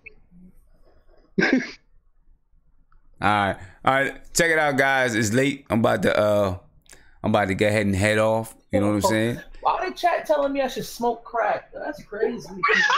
All right, man. Y'all well on y'all boy, but I understand y'all love me. That's how I look at it. Yeah. All right. On that note, man, I'm gonna head off. Isaiah, Tony Crow, Who's Mark, the entertainer. Thank you guys for being on with us, man. Definitely, we would appreciate it. Much love every time. Every time. Hey, I'm gonna subscribe to your channel, bro. The entertainer. I appreciate it. Yo, can you put it on? Can you put it on the thing? Like that. Yeah, I put it in the chat. I put the entertainer channel in the chat. Yeah, please talk in the chat. Yeah. All right, y'all. Yeah. Have a good one, man. I think I'm gonna try to open up the Yo Black Is Time on the appearing again. Okay. If y'all want to do that. Tony Cole, do it on the site so I can see it, because I ain't see it last time. All right, you guys can talk about it. You guys can talk about it. I'm gonna take the sound off while you guys are talking about it. You know what I'm saying? And I got a couple of shout outs, and then I'm gonna get on up out of here. Let you guys talk behind the scenes. All right. Big shout out to everybody. Big shout out to the chat. We didn't get to NBA updates, but that's cool. We don't need to. You know what I'm saying? I mean, I think you guys know what's going on. You know, Melo's gonna sign with the Rockets pretty soon. Most likely. You know, what else? I don't know. But Michael Beasley, we talked about Michael Beasley signing with the Lakers. Lakers gonna be a freak show. You know, whatever else is going on in NBA, we good as late. I'm not going to cover all the NBA updates. But I do want to give a shout out to Marty Knicks, who hit me with a couple of super chats tonight. Definitely appreciate it. Ace Bezel, he called in, but I want to give him a shout out again. Said the call that said Frank's offense is better than Smart is high and never watched Smart play, and Trey will be our starter. Frank will be our Tony Allen. That could happen, but, you know, I do think that if Frank ends up being our Marcus Smart, you know, Frank ends up being Marcus Smart. I'm cool with that. You know what I'm saying? Because Marcus Smart is a hell of a player. As a matter of fact, I think Marcus Smart keeps the Celtics together. You know what I mean? Paul Baranian, Appreciate that, man. Man, respect to you too, bro. You know, Mighty Knicks. You know, he says, plus in Euro, you have to let the older guys shine. That is true.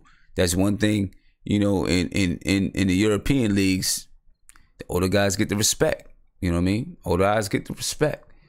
Mighty Knicks, again, said we don't need superstars until we're contenders. I don't know about that, Mighty. We might need superstars to become contenders. You know, we got to see how our guys develop. Mighty Knicks gave some big shout outs to Isaiah tonight. Said Isaiah was killing it tonight. And then he asked, who does Trey make better? Mighty Knicks asked, who does Trey make better? That's a good question. Does he make other players better? That's a really good question. You know what I mean? I don't know. We'll see what's up. I'm sure that debate's going to go on for a while. We didn't solve nothing here tonight. All we did is debate it, talk about it. We didn't solve nothing. Glad. Thank you for everybody who called in. Thank you for everybody who came in on the appearing.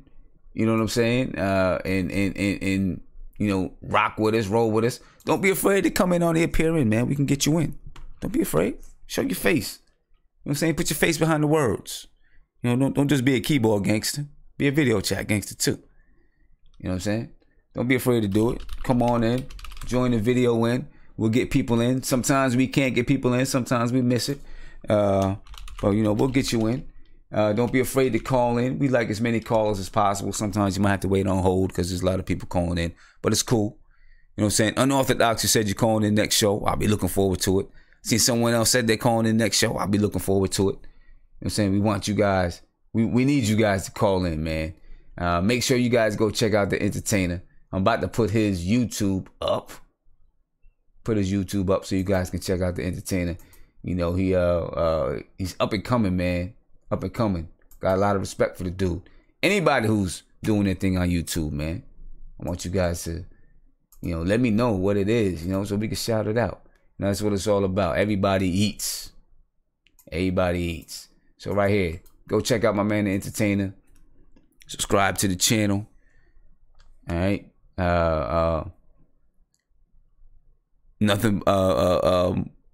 Tony Crow is about to do the appear.in/Yo Black It's Time. So if you want to get in on that, jump in on that.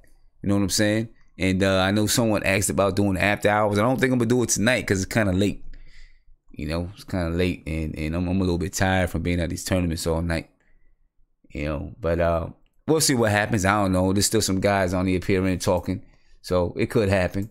Anyway, I'm about to roll, but I do want to make a little bit of announcement. I'm supposed to come on Tuesday night. I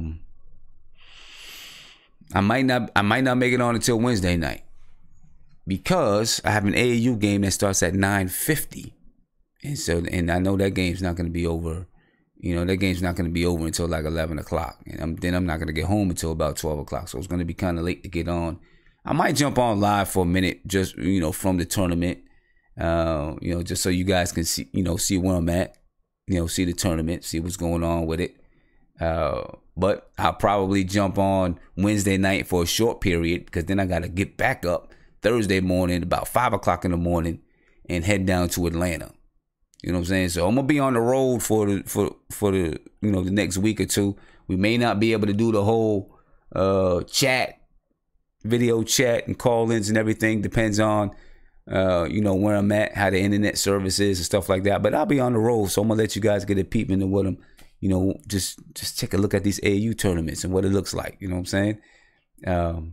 Some of you guys may know, some of you guys may not know. I mean, when I show you guys Tuesday night, what 25, 30 courts under one roof, and then more courts upstairs. It's crazy. So yeah, you guys will love it. You basketball junkies, man, you'll love it. You know what I mean? But I'm about to head out, man. Thank you guys for the love. I see you guys. Jamila Peters said, classic show. This was a good show. You know, we had some really good debates, guys, really getting into it. And we're going to continue. We're going to continue with this because it's really, really, you know, this is what it's about. Give fans a voice. You know, let Knicks fans have a voice. Let Knicks fans talk. You know what I'm saying? And, you know, that's what it is. So I'm about to head out. I will definitely get with you guys probably Tuesday and Wednesday. We'll probably get the double dip. You know, Tuesday night I broadcast a little bit from the spot, and then I jump on Wednesday night to do the regular show for about a half hour, maybe an hour. We'll see what it's like. Because like I said, I got to get up early, and then I'll talk to you guys from the ATL. CP the artist, I'll get up with you. All right? You guys have a good night. Have a great start to your week. You know what I'm saying? And peace. Be easy. Peace. If you enjoyed this stream, please subscribe below. Get a notification anytime that I go live. Join us. Join us in the debates. Join us talking New York Knicks. Peace. Have a good start to your week.